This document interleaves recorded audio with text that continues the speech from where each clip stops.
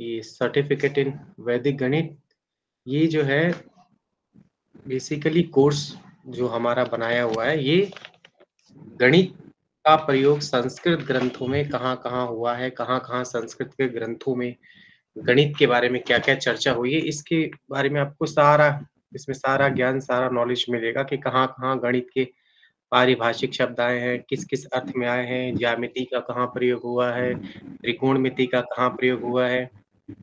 और ये आप लोग का 6 मंथ का कोर्स है। आप लोग को पता है इसमें 4 पेपर होंगे और 16 क्रेडिट का ये जो आप लोग का कोर्स डिज़ाइन किया हुआ है। हर पेपर में 2-2 आपको खंड हैं। तो आज हम पहले पेपर का पहला खंड लेंगे, ठीक है? मैं आपको स्क्रीन शेयर करता हूँ थोड़ा-सा कि आप इसको देख पाएँ, समझ पाएँ कि आज हम क्या पढ़ने वाले हैं, कहाँ से हम स्टार्ट कर रहे हैं।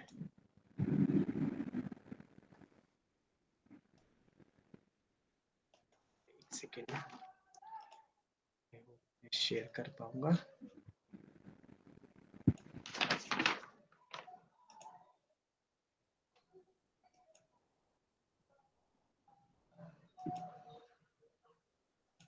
Okay, thank you. चलिए, आप लोग स्क्रीन देख पा रहे होंगे, है ना? हाँ, दिखाई पड़ रही है। हाँ जी, तो ये हमारा वैदिक गणित में प्रमाण पत्र, ठीक है? तो इसमें अगर हम देखेंगे, या मैंने आप लोग को बताया कि यहाँ पर 10+2 इसके ये सब आप लोग को पता ही है क्योंकि आप लोग एडमिशन लेकर के यहाँ पर आए हुए हैं।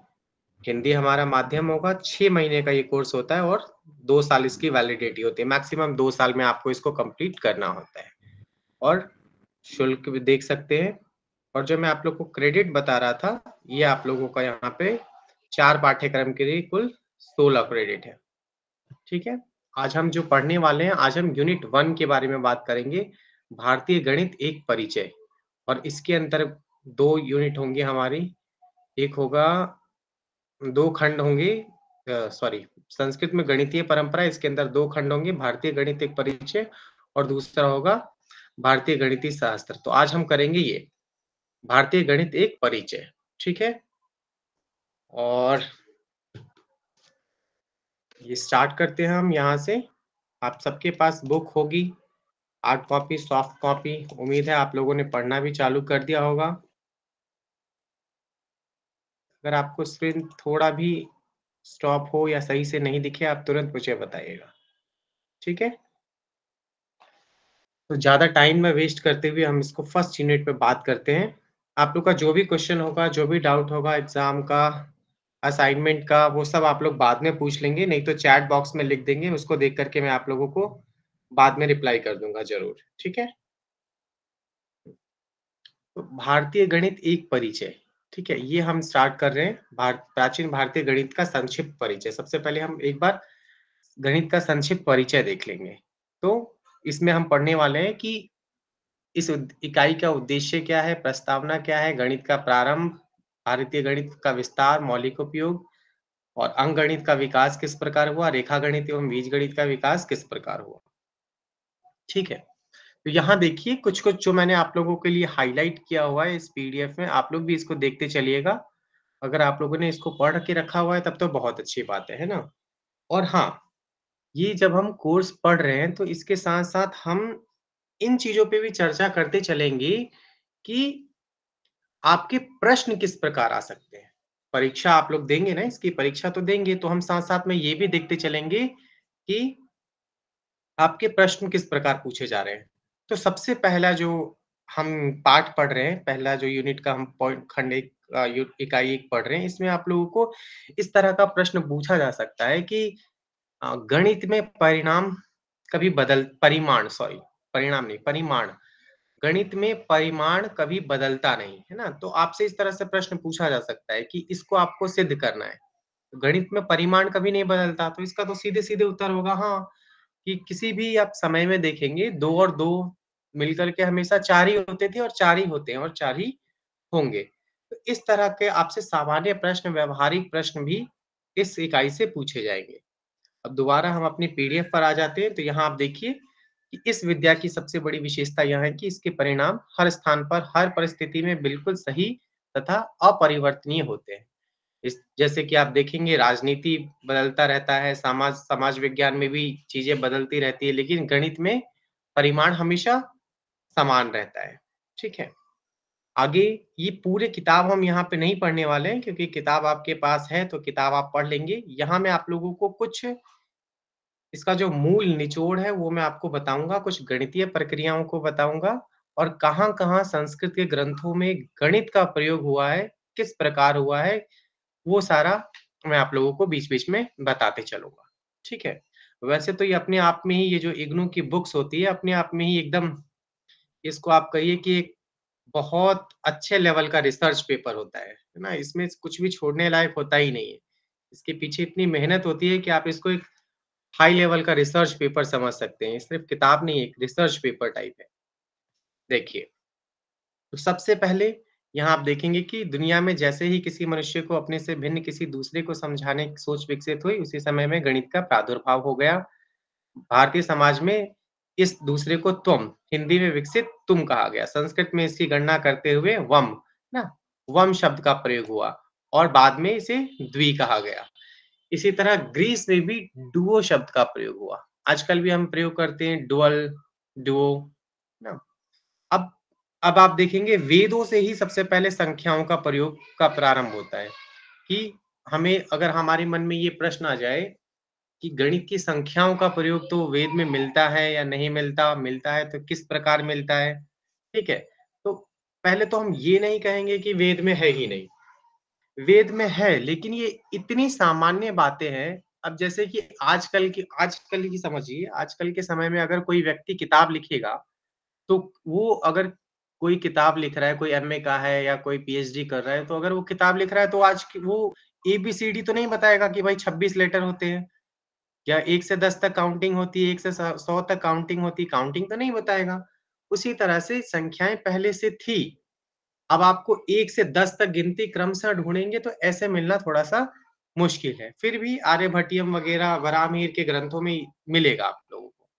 तो सबसे पहले यजुर्वेद में इस तरह से एक वर्णन आया है कि सूर्य एकाकी चरति चंद्रमा जायते पुनः, है ना? मतलब कि सूर्य जो है अकेला चलता है, जब सूर्य चला जाता है तो फिर चंद्रमा, चंद्रमा आता है तो चंद्रमा जाता है तो सूर्य, ठीक है? तो यहाँ आप देखेंगे एकाकी, एकाकी का प्रयोग हुआ है ना? एकाकी से आप इसको अकेले अर्थ में ले सकते हैं, एक के अर्थ में ले सकते हैं, ठीक है? और इसी तरह से अगर आप आगे देखेंगे तो यहाँ है सूर्य चंद्रमसौ, सूर्य चंद्रमसौ, सूर्या चंद्रमसौ। तो अगर आप लोगों ने सामान्य संस्कृत पढ़ा है तो आप लोगों को पता होगा संस्कृत में तो 3 वचन होते हैं और जितने शब्द रूप है सबका द्विवचन में भी रूप चलता है। बालक का शब्द रूप कैसे होता है? बालकः, बालकौ। तो बालकौ बोलने से ही उसका मतलब होता है 2 बालक, है ना? तो हमें वहाँ पे अलग से 2 बोलने की ज़रूरत नहीं होती है, यही संस्कृत की खास बात है। दूसरी दूसरी भी कुछ भाषाओं में है, भारतीय भाषाओं में तो आपको नहीं मिलेगा, लेकिन संस्कृत में, जर्मन में और 1-2 कुछ अन्य भाषाएँ हैं जहाँ द्विवचन का प्रयोग मिलता है। तो संस्कृत में स्पेशली 2 के लिए द्विवचन बनाया गया है। तो सूर्य चंद्रमसौ आप देखेंगे यहाँ पे औ जो लग गया द्वितीय विभक्ति ये 2 का वर्णन करा रहा है, सूर्य और चंद्रमा 2। हमें यहाँ से 2 बोलने की ज़रूरत नहीं है। जैसे अगर मैं हिंदी में बोल दूँगा संस्कृत में बोल दूँगा बालकौ, तो बालकौ का मतलब ही हो जाएगा 2 बालक, ठीक है? तो द्यावा पृथिव्यौ मतलब द्विलोक और पृथ्वीलोक, ये 2 लोक, ठीक है? इसके आगे इसी तरह से बहुवचन का प्रयोग कर देंगे, जैसे बालका आ गया, 3 बालक या उससे ज़्यादा के लिए भी बहुवचन का प्रयोग होने लग गया, ठीक है? इसके बाद जब आप निरुक्त में आएँगे, तो निरुक्त में 1 से 10 तक की संख्याओं का मूल नाम, मूल रूप वहाँ पे मिलता है, कि मूल रूप में संख्याएँ किस तरह से थी, बाद में किस तरह से वो 1, द्वि, त्रि, चतुर इस तरह से बन गई। आगे देखिए, यहाँ पे यजुर्वेद में एक और मिलता है कि शाबल्याम ग्रामण्यम गणक मद्रि, है ना? ये गणक के अर्थ में आया है यहाँ पर कि सरपंच जो होता है उसके अर्थ में यहाँ पर आया है। तो ये भी एक तरह से गणना यहाँ पर की गई है, ठीक है? सिद्धांत शिरोमणि में अगर आप ये श्लोक देखना चाहें तो ये श्लोक भी देख सकते हैं, इसका अर्थ यहाँ लिखा हुआ है, ठीक है? भोज्यम यथा सर्वरसम विनाज्यम राज्यम यथा राजविवर्जितम च सभा न भातीव स्वक्तकेहिना गोला न विज्ञो, मतलब जिस तरह से भोज्यम यथा सर्वरसम, है ना? तो जिस तरह से भोज्यम यथा सर्वरसम कहने का मतलब ये हुआ कि यहाँ देखिए अर्थ लिखा हुआ है, अच्छे वक्ता के बिना सुशोभित नहीं होती, मतलब कोई सभा है अगर वहाँ पे कोई अच्छा वक्ता नहीं है तो वो सभा सुशोभित नहीं होगी, है ना? उसी प्रकार से गणित जो है ये बिना गणना के ये वेदांग ज्योतिष जो है ये सुशोभित नहीं होता। वेदांग आपने पढ़ा होगा वेदांग कौन-कौन से हैं? शिक्षा, कल्प, व्याकरण, निरुक्त, छंद, है ना? ज्योतिष। तो वेदांग ज्योतिष के बारे में हम जो ये पाठ्यक्रम पढ़ रहे हैं सीबीजी का, इसमें वेदांग गणित के बारे में बहुत आपको पढ़ने के लिए मिलेगा। एक यूनिट तो पूरा वेदांग के बारे उसमें वेदांग गणित में ही आएगा, जिसे हम लघत गणित भी कहते हैं, उसमें उसी में पूरा यूनिट जाएगा। तो ये है क्या बेसिकली, ऋग्वेद का अपना गणित है, यजुर्वेद का अपना गणित है और सामवेद का नहीं मिलता है, ये आपको मिलता है अथर्ववेद का। तो यहाँ पे छोटा-सा मैंने लिख दिया है कि अगर आप उसमें देखेंगे ऋग्वेद का, तो उसमें आपको मिल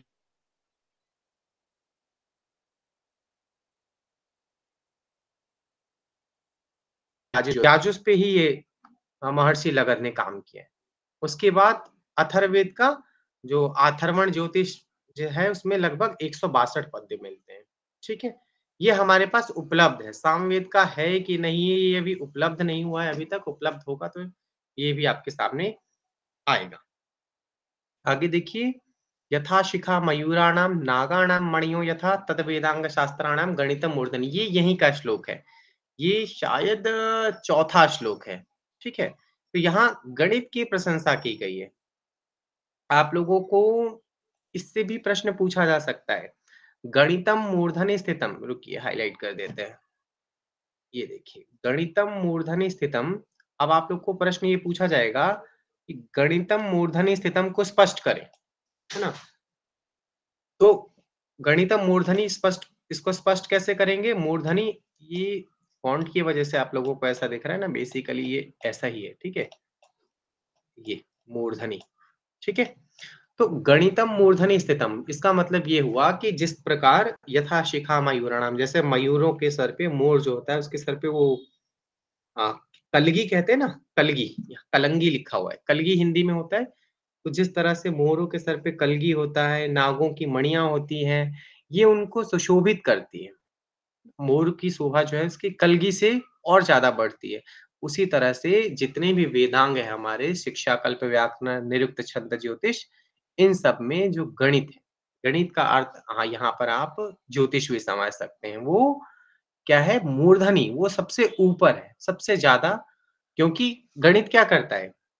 अभी आगे एक और श्लोक आएगा इसमें अगर आप देखेंगे तो वेदा हि यज्ञार्थम अभिप्रवृत्ता कालानुपूर्वा विहिताश्च यज्ञः तस्मादिदं काले विधान शास्त्रम यो ज्योतिषम वेद स वेद यज्ञम, ठीक है? ये श्लोक क्या कहता है, ये आपको बताएगा कि गणितम मूर्धनि स्थितम को मैं समझा रहा हूँ, आप लोग थोड़ा ध्यान से समझिएगा।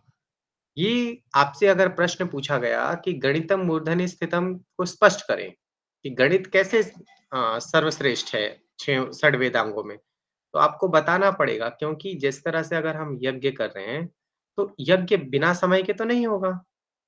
समय निश्चित होता है ना, बिना समय का तो उसका कोई फल होगा नहीं।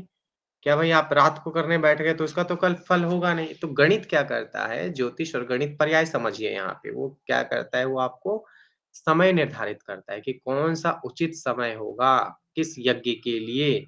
पवमान यज्ञ है, सोमयाग है, इतने सारे जो याग होते हैं, उनका समय निर्धारण होता है। तो जब तक समय निर्धारण नहीं होगा, तब तक उस समय पर अगर यज्ञ नहीं होगा, तो उस समय का फल भी, उस यज्ञ का फल भी नहीं मिलेगा। ठीक है?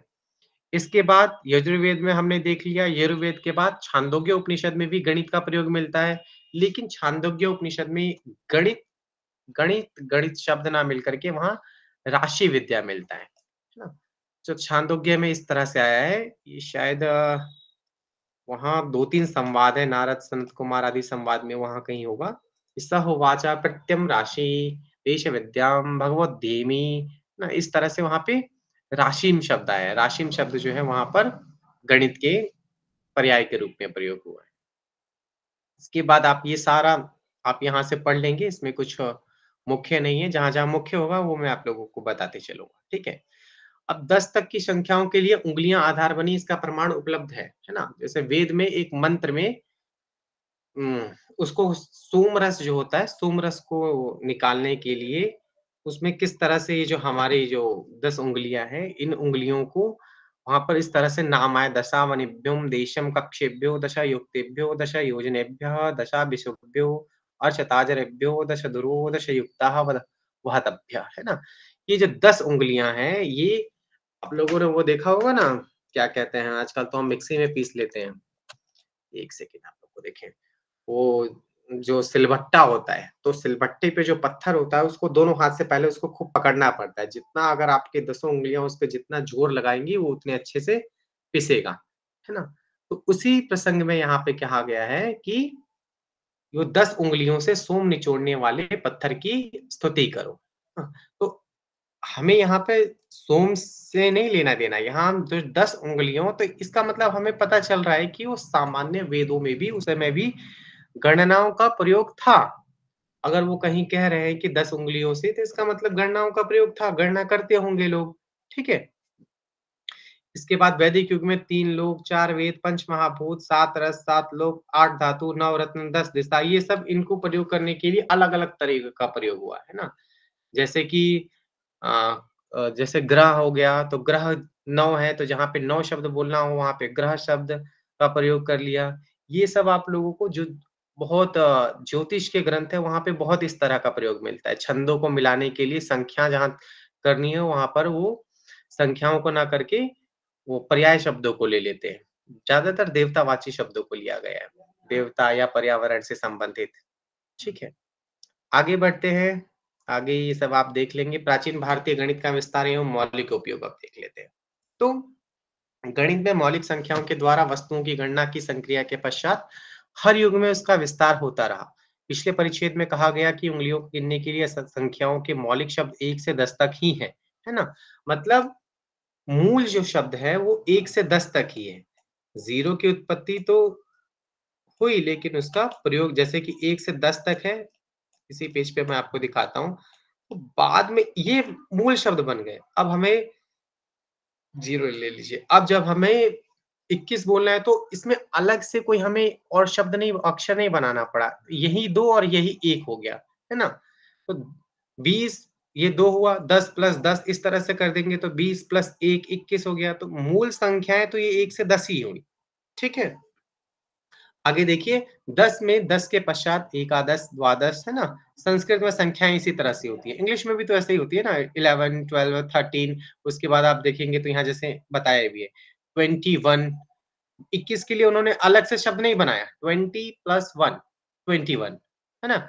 22 के लिए 20 प्लस 2 तो कुछ अलग से शब्द नहीं बनाया जैसे कि 45 तो 40 40 था प्लस 5 45 अलग से उन्होंने इसके लिए शब्द नहीं बनाया इस तरह से जोड़े तो मूल शब्द वहां भी उतने ही हैं ठीक है आगे बढ़ते हैं शतम के बारे में थोड़ा सा समझ लीजिए ऊपर ऐसा कुछ है नहीं प्रमुख जो कि आपको बताया जाए विंशति त्रिंशति ये सब प्रयोग आप जानते ही हैं शतम के बारे में थोड़ा सा पढ़ लेते हैं अगर आप लोगों में से किसी ने भाषा विज्ञान पढ़ा होगा तो वहां आप लोगों ने ये प्रयोग सुना होगा वहाँ पे जो जितनी भी भाषाएँ हैं, 100 शब्द को आधार करके 2 वर्गों में बाँटी गई। एक एक वर्ग बना शतम, एक वर्ग बना केंटुम। मतलब जहाँ पे 100 को शत से संबंधित बोला गया वहाँ पे शतम और जहाँ पे 100 को क बोला गया, है ना? क बोला गया जैसे कि आप देखेंगे सेंचुरी शब्द होता है ना, तो वहाँ पे भी सीई साइलेंट हो जाता है लेकिन वो एक केंटुम वर्ग में जाएगा, ठीक है? तो यहाँ हम ये पढ़ रहे हैं कि शतम शब्द हमारे पास था, संस्कृत प्राचीन भाषा है, अब शतम से दूसरे लोगों ने किस तरह से अलग-अलग साहित्यों में अपने-अपने संख्याओं के लिए 100 के लिए शब्दों को बनाया। यहाँ देखिए, शतम से आगे की संख्याओं से बहुत से शब्द भी भारत की तद्भव भाषाओं में कुछ परिवर्तन के साथ अपना लिए गए। वेद में कहे गए अयुत, नियुत, है ना? ये शब्द भी जोड़े गए। बौद्ध साहित्य में लक्ष्य आदि कुछ संख्याओं को अपनाया गया। ये सारी संख्याएँ अभी आप आगे देखेंगे, आगे यूनिट में 1 से लेकर के असंख्य संख्या तक बताई गई होगी, वहाँ ये सारे प्रयोग मिलेंगे आप। संस्कृत में स्वीकृत प्राकृत शब्दों से आज की हिंदी आदि भाषाओं में कुछ शब्द विकसित हुए। संस्कृत में मेघ अर्थ में अम्बुद शब्द है, उसमें प्राकृत रूप अर्बुद को संस्कृत शब्दों में स्वीकार कर लिया गया। इसे ही हिंदी में अरब संख्या विकसित हुई, है ना? अरब जानते ही हैं आप लोग, इसका अरब देश से कोई संबंध नहीं है, ठीक है? ये अब भारतीय संख्याओं में लेखन में शतम तथा इसके आगे की संख्याओं को दशगुणित रूप में प्रकट करने की परंपरा रही है। परंपरा शब्दों के निर्वचन में छिपी हुई है। शतम का निर्वचन इस प्रकार है। शतम दश दशतः, है ना? ये निरुक्त में निर्वचन है। जो महर्षि यास्क ने जो निरुक्त लिखी है, उसमें उन्होंने शब्दों की निरुक्तियाँ की है ना? संस्कृत के लोग प्रायः क्या करते हैं? संस्कृत के लोग प्रायः क्या करते हैं? हर चीज़ में धातु खोजते हैं। लेकिन जो यास्क महर्षि यास्क ने जो निरुक्त लिखा, उन्होंने ये बताया कि हमेशा सब कुछ धातु से ही नहीं बना, कुछ निरुक्तियों से भी बना। कुछ शब्द निरुक्तियों से भी आए, ठीक है? तो शतम दश दशतः, है ना? कि शतम कैसे बना? शतम जो है 100 कैसे बना? वो यहाँ बता रहे हैं कि 10 और दशतः, 10 ले लिया और दशतः, है ना? ये 10 बार लिख दिया। 10 को गुणा 10 इस तरह से भी समझ सकते हैं और दशतः का मतलब है इसको 10 को 10 बार लिख दिया तो वो वहाँ पे शतम हुआ। मतलब शतम शब्द कैसे बना वो वहाँ पे बताया जा रहा है, ठीक है? दश दशतः शतम, ठीक है? तो आधुनिक संख्या लेखन में इसी को 100 किस तरह से बनाया, 1000 किस तरह से बना, ये सब आप यहाँ पे देख लेंगे। अब यजुर्वेद में सबसे बड़ी संख्या परार्थ का उल्लेख किया गया है, जो कि आधुनिक संख्या लेखन में ये 10-17 ये संख्याएँ दिखाता हूँ, 1 मिनट आप रुकिए, इसी वाले में है शायद। संख्याएँ आप लोगों को मिलेंगी, उसमें आप देखेंगे कि किस तरह से संख्याओं का प्रयोग हुआ है। इसमें नहीं तो अगली यूनिट में जब वो आएगा तो मैं आपको दिखाऊँगा। इस संस्कृत में बहुत सारी जगह संख्याओं का प्रयोग हुआ है, इतना तो आपको इंग्लिश में भी नहीं मिलेगा, वो 100 मिलियन, 1000 मिलियन इस तरह से करते हैं। ठीक है, अब हम आ जाते हैं जहाँ हम पढ़ रहे थे पेज नंबर 16-17 पे। ठीक है, यहाँ पर हम देख रहे थे। अब देखिए, आगे यहाँ है कि सबसे बड़ी संख्या परार्थ का उल्लेख है जो कि आधुनिक संख्या लेखन में 10 का वर्ग जो कर देंगे उसके बराबर है। एकाच दशच, दशच, शतम च, सहस्रायुतम, चायुतम च, नियुतम च, नियुत ये इसी पैटर्न पे ये जो पैटर्न है इसी पैटर्न पे इंग्लिश वाली काउंटिंग बनी। ठीक है, लेकिन हमारे यहाँ ये सब करोड़, 10 करोड़, अरब, 10 अरब, खरब, 10 खरब इस तरह से संख्याओं का प्रयोग होता है। हम लोग ज़्यादा मिलियन में प्रयोग नहीं करते हैं, है ना? अब देखिए यहाँ पर तैत्तिरीय संहिता में यजुर्वेद की परार्थ संख्या के पश्चात उशस, उद्यत, उदित, सवर्ग तथा सबसे अंत में लोक शब्द का प्रयोग होता है। ठीक है? ये लोक जो है ये एक काउंटिंग का ही लेवल है, बहुत लास्ट में जाकर के। ठीक है? आगे यहाँ कुछ ज़्यादा महत्वपूर्ण नहीं है, जहाँ-जहाँ आएगा मैं आपको बताते चलूँगा। अब सपाद की बात भी वेदों में प्रयोग की गई है। सपाद आप लोग समझते होंगे ना 1/4 किसी का 1/4 वेद के अनेक शब्दों से भिन्न संख्याएँ तथा उन पर योग आदि की संक्रिया सूचित की गई, जैसे वहाँ पाद 1/4 है। आप लोगों को संस्कृत में समय आता है ना? जैसे 12-15 बोलना होता है तो क्या बोलते हैं हम? 12-15 को हम बोलते हैं वहाँ पे सपाद द्वादश, है ना? सपाद मतलब एक घड़ी है, घड़ी को 4 पार्ट में डिवाइड कर दिया। तो ये 1 पार्ट, 2 पार्ट, 3 पार्ट, 4 पार्ट, सारे 15-15 मिनट के पार्ट हो गए। उसी तरह से यहाँ पे भी वेदों में बताया गया है, गाय का इन्होंने उदाहरण लिया। गाय के उदाहरण ज़्यादा मिलते हैं। अब जैसे गाय के 4 पैर होंगे, तो 1 पैर के लिए सपाद, ठीक है? और यदि उन्हें समूह में 1 माना जाए तो उसे संपूर्ण साक्ष्य में 1 पैर कहेंगे और 1 1/4 के बराबर होगा। इसी प्रकार शफ, है ना? जो उसके खुर होते हैं, 1 खुर 1 पैर के उनमें 2 खुर होते हैं। तो उसी तरह से वो 1/8 उसका पूरा अगर हम उसको भाग कर देंगे, इसी तरह से कुष्ठ वो 12 भागों में वर्णित हो जाएगा। ठीक है? आगे बढ़ते हैं, सपाद का यहाँ आप देखेंगे प्रयोग, कौटिल्य अर्थशास्त्र में भी प्रयोग है। अध्यर्ध, अध्यर्ध का मतलब ये हो गया आधे के साथ 1, अधि प्लस अर्ध, ठीक है? द्व्यर्ध, द्व्यर्ध का मतलब ये नहीं होता कि 2 और आधा, द्व्यर्ध का मतलब होता है 2 में आधा कम, ठीक है? मतलब डेढ़ जिसे हम लोग कहते हैं।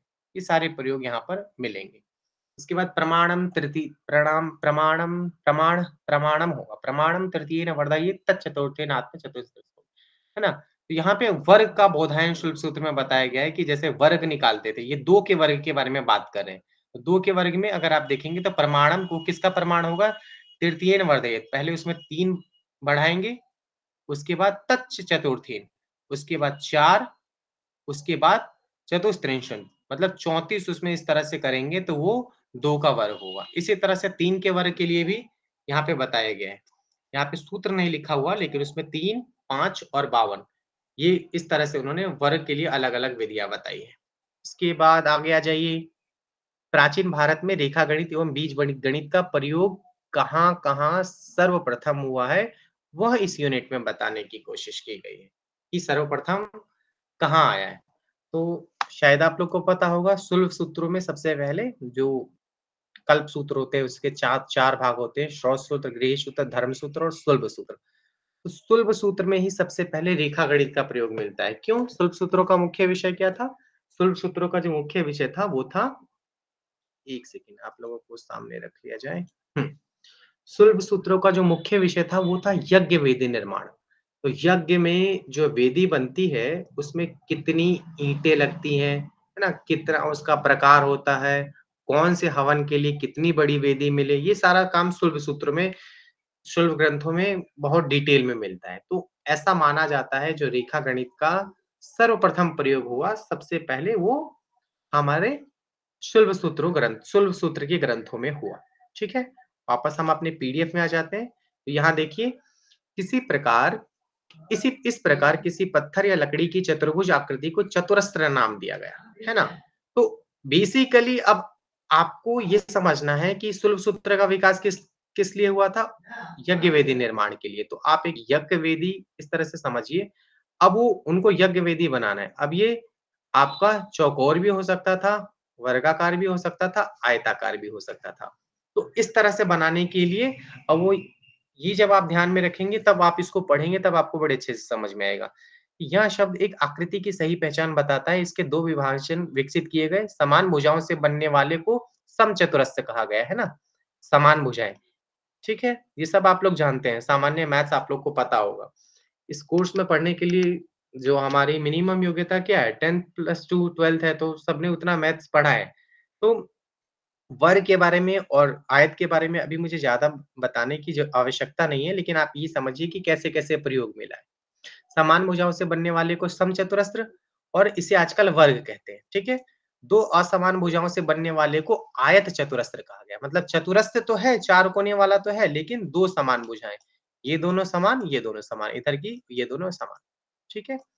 उसके बाद आजकल इसके एक हिस्से को आयत शब्द का प्रयोग है। वर्ग और आयत का क्षेत्रफल निकालने की भी विधि वहाँ पे बताई गई है क्योंकि यज्ञ वेदी निर्माण करना है तो उसमें कई चीज़ें लगेंगी, सामग्री लगेगा, भूमि होगी, तो क्षेत्रफल निकालने का भी वहाँ पे वर्णन मिलता है। यावत् प्रमाण रज्जुर्भवति तावन्तस्तावन्वतो वर्गा भवन्ति तान् समस्यते, है ना? मतलब ये बताया गया है कि जितने प्रमाण की रज्जु होगी, उतने प्रमाण का रज्जु से मतलब यहाँ पे एक रस्सी से लीजिए। पुराने समय में क्या होता था? रस्सी लेते थे। एक रस्सी ले लिया, उसको बराबर नाप लिया, अब उसी को इधर ले गए, फिर इधर ले गए, फिर इधर ले गए। वही बात यहाँ पर शुल्ब सूत्र में मिलती है, ठीक है? मैंने आपको बताया ना बेसिकली इसका प्रयोग क्यों किया गया? यज्ञ वेदी निर्माण के लिए।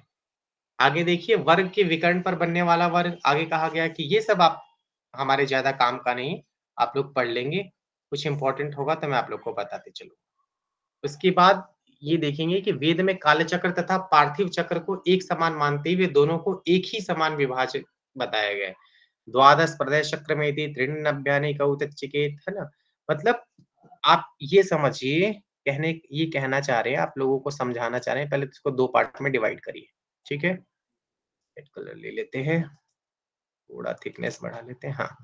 2 पार्ट में डिवाइड किया, मतलब पार्थिव चक्र, एक पृथ्वी चक्र और एक काल चक्र। टाइम को इससे ऋग्वेद में इसकी तुलना की जा रही है। जैसे कि अब इन्होंने कहा कि 12 महीने का 1 साल होता है, उसी तरह से 12 प्रधि। आप यहाँ पर एक सर्कल अज़्यूम करिए, ज़्यादा अच्छा तो नहीं बना है, ठीक है। उसके बाद कह रहे हैं जिस तरह से 30 दिन का 1 महीना होता है, तो यहाँ पे भी आप इसमें 30 पार्ट डिवाइड करेंगे तो वो एक प्रधि बनेगा, ठीक है, 30 अंश की, सॉरी 30 डिग्री का एक प्रधि होगा, ठीक है।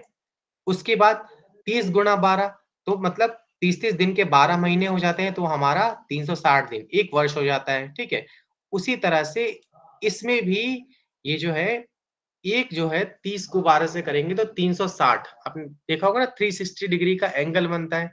तो एक प्रधि को हमारे कालचक्र से इसकी तुलना करके वेदों में बताया गया है कि किस तरह से वो दोनों बराबर ही है। इसका मतलब वैदिक समय में भी लोगों को गणित का ज्ञान प्राप्त था, क्योंकि इसमें बड़े अच्छे से उन्होंने समझा दिया कि जिस तरह से एक 12 महीने का 1 वर्ष होता है, उसी तरह से उन्होंने कहा कि 360 अंश का एक वृत्त होता है, ठीक है? चलिए, ये भी आप सब देख लेंगे। इसके बाद आगे आ जाइए, बीजगणित का प्रयोग कहाँ-कहाँ मिलता है? तो बीजगणित का प्रयोग बहुत कम मिलता है, लेकिन मिलता है वेदों में तो कम, लेकिन वेद के जो बाद के ग्रंथ हुए उनमें खूब मिलता है। जैसे तैत्तिरीय संहिता, तो संहिता वेद का ही भाग है। संहिता और संहिता मतलब वेद, संहिता मतलब और कुछ नहीं है। संहिता मतलब ही वेद।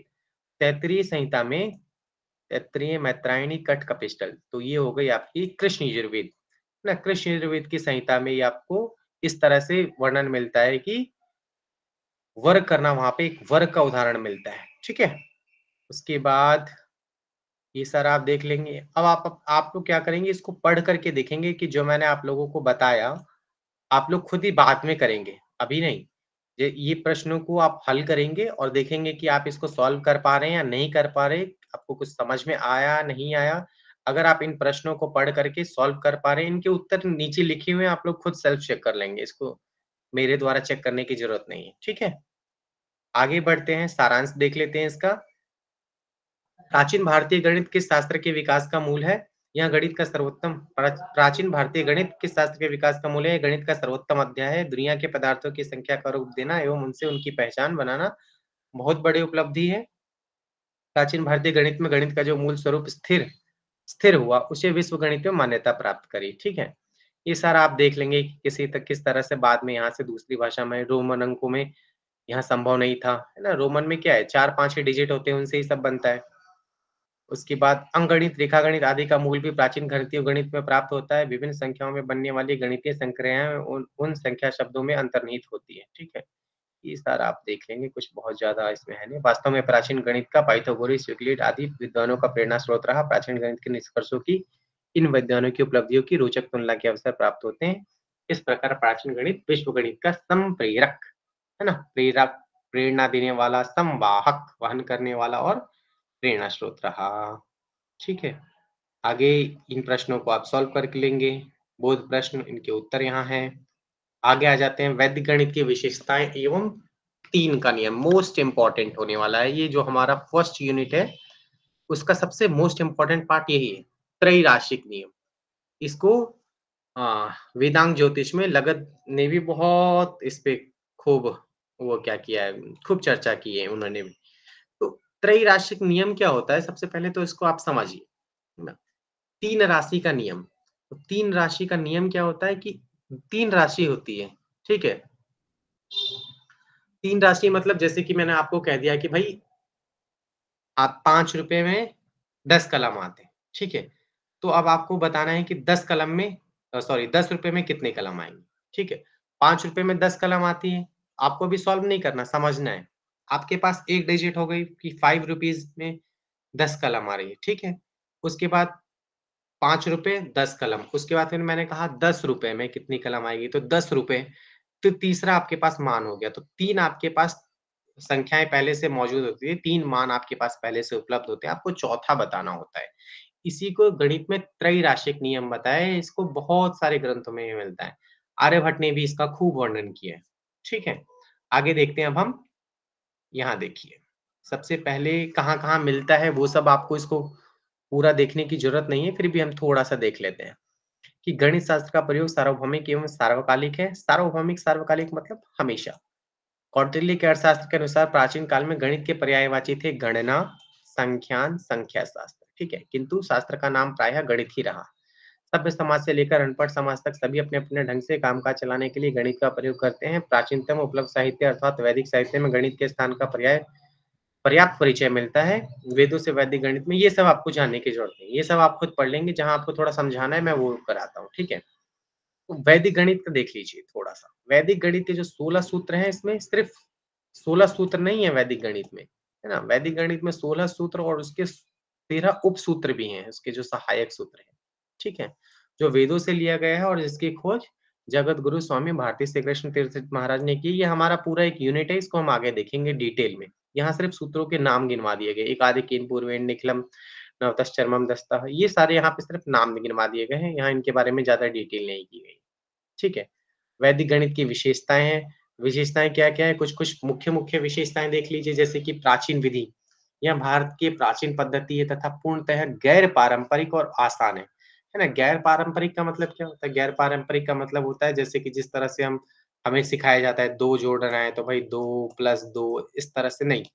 ये जैसे हमें जोड़ना है 240 और 235 तो हम इस तरह से जोड़ते हैं।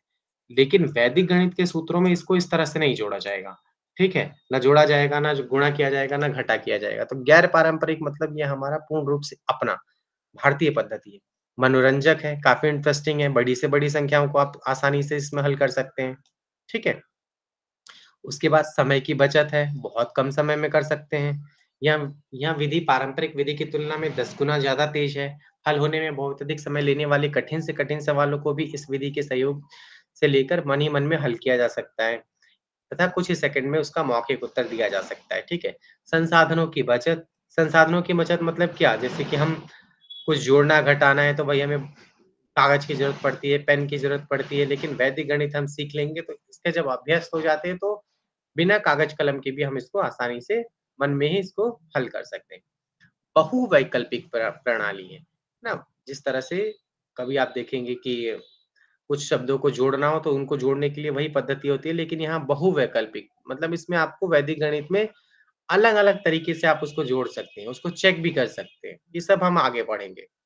पर्यावरण संरक्षण, अब पर्यावरण संरक्षण भी होता है, किस तरह से होता है? गणित में वैदिक विधि के प्रयोग से पर्यावरण संरक्षण भी होता है। वैदिक विधि में बिना किसी कागज़ और कलम के मन ही मन में और कुछ ही सेकंड में उत्तर दिया जा सकता है। इसलिए वहाँ कलम, कागज़ है ना? कलम कभी कागज़ के लिए तो पेड़ को काटना पड़ेगा ना? तो वैदिक पर्यावरण संरक्षण भी करता है। व्यक्ति का सर्वांगीण विकास, अब हमारे व्यक्ति के व्यक्तित्व में भी विकास करेगा। किस तरह से? कि भाई पारंपरिक विधि की उबाऊ तथा अधिक समय लेने वाली पद्धति ने लोगों को कैलकुलेटर, कंप्यूटर है ना, मोबाइल में हम लोग जोड़ते हैं। तो मस्ती का नि इससे क्या हो रहा है, हम एक अपने मस्तिष्क का प्रयोग बहुत कम कर रहे हैं, है ना? जैसे कि आजकल तो और एआई आ गया भाई, इसको बोल दो वो सारा लिख देता है। तो इससे क्या होगा कि इससे हमारा मस्तिष्क जो है, हम अपने मस्तिष्क को ज़्यादा आराम देने लगेंगे, तो इससे हमारा मस्तिष्क जो है वो ज़्यादा सोचने की क्षमता भी धीरे-धीरे अब कम होती जाएगी। इस विधि के प्रयोग से लोगों के अंदर गणित का भय भाग जाता है, उससे उनका आत्मविश्वास बढ़ता है और इससे व्यक्ति का सर्वांगीण विकास होता है। तकनीकी क्षेत्र में भी वैदिक गणित बहुत काम करता है। आईआईटी वगैरह में अ, बहुत सारे इसमें अगर आप यूट्यूब पे भी देखेंगे कई सारे वीडियोज़ हैं जहाँ की इंजीनियरिंग कॉलेजों में भी जो उनकी हायर लेवल की मैथ्स होती है, उसमें भी वैदिक गणित के सूत्र घटा करके लोगों ने दिखाया है। ठीक है? तो वैदिक गणित सॉफ्टवेयर विकसित करने वाले लोगों के लिए कोडिंग और प्रोग्रामिंग में भी उपयोगी सिद्ध हो रहा है। ऐसा भी कहा जाता है कि नासा के वैज्ञानिकों ने कृत्रिम बुद्धिमत्ता के क्षेत्र में इनके सिद्धांतों का प्रयोग किया। यहाँ के आईआईटी के छात्र भी इस प्राचीन विधि का प्रयोग तेजी से गणना के लिए कर रहे हैं, इसलिए इस वैदिक गणित का उपयोग केवल गणित संबंधी सवालों को हल करने के लिए ही नहीं अपितु तकनीकी के क्षेत्र में भी यह अत्यंत उपयोगी, ठीक है? प्रतियोगी परीक्षा में मतलब जो आजकल हम लोग एग्ज़ाम देते हैं, यूपीएससी तो सबसे बड़ा हो गया, उससे नीचे के लेवल के भी अगर हम एग्ज़ाम देखेंगे, तो उनमें भी अगर वैदिक गणित अगर हम सीख लेंगे, तो उसमें हम हमारा क्योंकि उसमें टाइम होता है, कम टाइम में आपको सारा सॉल्व करना होता है। चलिए आगे देखते हैं त्रैराशिक नियम जो हमारा ये यूनिट स्टार्ट हुआ था, उसके बारे में कहाँ-कहाँ, क्या-क्या बात हुई है। तो त्रैराशिक को पहले तो आप ये समझिए कि 3 राशियाँ, 3 मान हमारे पास होता है। तो सबसे पहले होता है प्रमाण, उसके बाद फल, उसके बाद होता है इच्छा। ये 3 राशि है ना, जैसे प्रमाण मतलब भाई ₹2 में 5 कुछ चीज़ें आ रही हैं, है ना? मान लीजिए ₹2 में आपको एक 5 चॉकलेट आ रही है। अब आपसे पूछ लिया कि भई ₹4 में कितनी चॉकलेट आएगी? तो 3 डिजिट हो गई प्रमाण, फल, अब इच्छा, हमें 4 की जानने की इच्छा है। इसी को अगर आप कौटिल्य अर्थशास्त्र में जाएँगे तो कौटिल्य अर्थशास्त्र में इसको कह रहा है कि वो प्रमाण और इसको कहता है प्रमाण फल, है ना? फल, प्रमाण फल एक ही बात है। तो आपसे प्रश्न पूछा जाएगा, आपको परीक्षा होगी तो वहाँ पे इस तरह के प्रश्न पूछा जाता है कि त्रैराशिक नियम को उदाहरण सहित सिद्ध करें, है ना? आप लोग असाइनमेंट बनाएँगे अपने कोर्स के लिए, वहाँ आपको मिलेगा ये प्रश्न, इस तरह से प्रश्न होता है कि त्रैराशिक नियम को उदाहरण सहित सिद्ध करें या वेदों में त्रैराशिक नियमों का प्रयोग हुआ है, किस प्रकार हुआ है, इस बात को सिद्ध करें, ठीक है? तो आप देखेंगे वेदांग ज्योतिष में श्लोक तो आप लोग याद कर लें तब तो बहुत अच्छा है, श्लोक नहीं याद कर पाएँ, तो आप उसमें ये लिख सकते हैं कि सर वो त्रैराशिक एग्जांपल नियम फिर का से बताइएगा। प्रमाण। हाँ जी, सर प्रमाण, सर वो एग्जांपल फिर से सॉरी। बताइएगा, प्रमाण, प्रमाण फल और इच्छा वाला। हाँ, हाँ, एक अभी बताते हैं, ठीक है? ध्यान से सुनिएगा, फिर से एक बार और रिपीट करता हूँ। थोड़ा-सा इसको पढ़ लीजिए क्योंकि बेसिकली ना ये इस तरह से क्या कहते हैं उदाहरण से थोड़ा-सा जल्दी समझ में नहीं आएगा। पहले हम एक बार इसकी परिभाषा पढ़ लेते हैं, ठीक है? किस तरह से प्रयोग हुआ है ना? ये कोर्स हमें यही सिखा रहा है कि संस्कृत में कहाँ-कहाँ इसका प्रयोग हुआ है और किस प्रकार हुआ है। तो ये जो त्रैराशिक नियम है, तो देखिए, कहने का अभिप्राय यह है कि इच्छित फल को प्राप्त कराने वाला त्रैराशिक नियम है, जो लोक व्यवहार में प्रतिदिन काम आता है। मतलब आप हमारे यहाँ आप जैसे हम लोग जाते हैं, भई सब्ज़ी खरीदना है, कुछ खरीदना है, कुछ सामान खरीदना है, तो वहाँ ये काम आता है ना? जैसे भाई हम पूछ लेते हैं भाई हाँ, आलू कैसे है? तो उसने बोल दिया भाई ₹20 किलो, तुरंत हम बोल देते हैं 5 किलो दे दो। हम नहीं बोलते कि ₹100 का दे दो। तो ये व्यावहारिक जीवन में बहुत काम आता है, इसीलिए त्रैराशिक नियमों पे बहुत जोर दिया गया। इस नियम का प्रयोग इस प्रकार है कि कार्यों में इच्छित फलों को प्राप्त करने के लिए पहले इच्छित फल को लीजिए, है ना? उसके बाद इसको प्रमाण फल से गुणा कीजिए, ठीक है? फिर इसको उस प्रमाण राशि से भाग दीजिए जिसका फल दे रखा है। वही सामान्य पद्धति वाला जो मैंने ऊपर बताया। अभी आगे इसके उदाहरण दिखेगा, ठीक है? अब देखिए, इस नियम से 4 राशियाँ अनुपात में है ना? तो 4 राशि हो जाती है, चौथा हमारा आंसर आता है, ठीक है? उसके बाद इसमें से 3 ज्ञात है और 1 अज्ञात है। तो 3 हमें पता है कि भाई ₹2 में 5 पेन आ रहे हैं, है ना? तो फिर मान लीजिए ₹10 में कितने आएँगे? ठीक है, तो 3 हमारे पास है, चौथा हमें पता करना होता है, ठीक है? नियम आप सबको पता है कि ये सम सिंपल मैथ्स है कि किस प्रकार इसको सॉल्व होता है, लेकिन वो यहाँ पे थोड़ा-सा उनको नाम के साथ बताया गया है ना? अब यहाँ देखिए कि पहली 2 राशियाँ ज्ञात राशियाँ कहलाती है, बाकी 2 राशियाँ ज्ञेय राशियाँ कहलाती है, ठीक है? ये दोनों। उसके बाद यह बहुत ही आसान नियम है जो सर्वसुलभ है, मतलब आसानी से इसको हल किया जा सकता है। कहने का अभिप्राय यह है कि त्रैराशिक के प्रश्नों में फल राशि को इच्छा राशि से गुणा करना चाहिए, है ना? कि फल राशि को इच्छा राशि से गुणा करना चाहिए। उसके बाद क्या करना चाहिए, जो हमारे पास गुणा होता है, उसको प्रमाण राशि से भाग दे देना चाहिए, ठीक है? प्रमाण राशि से भाग दे देना चाहिए, ठीक है? 5 चौक 20 फिर उसके बाद 2 से भाग दे देंगे, ठीक है? यहाँ उदाहरण भी है, ठीक है? अभी देखेंगे हम।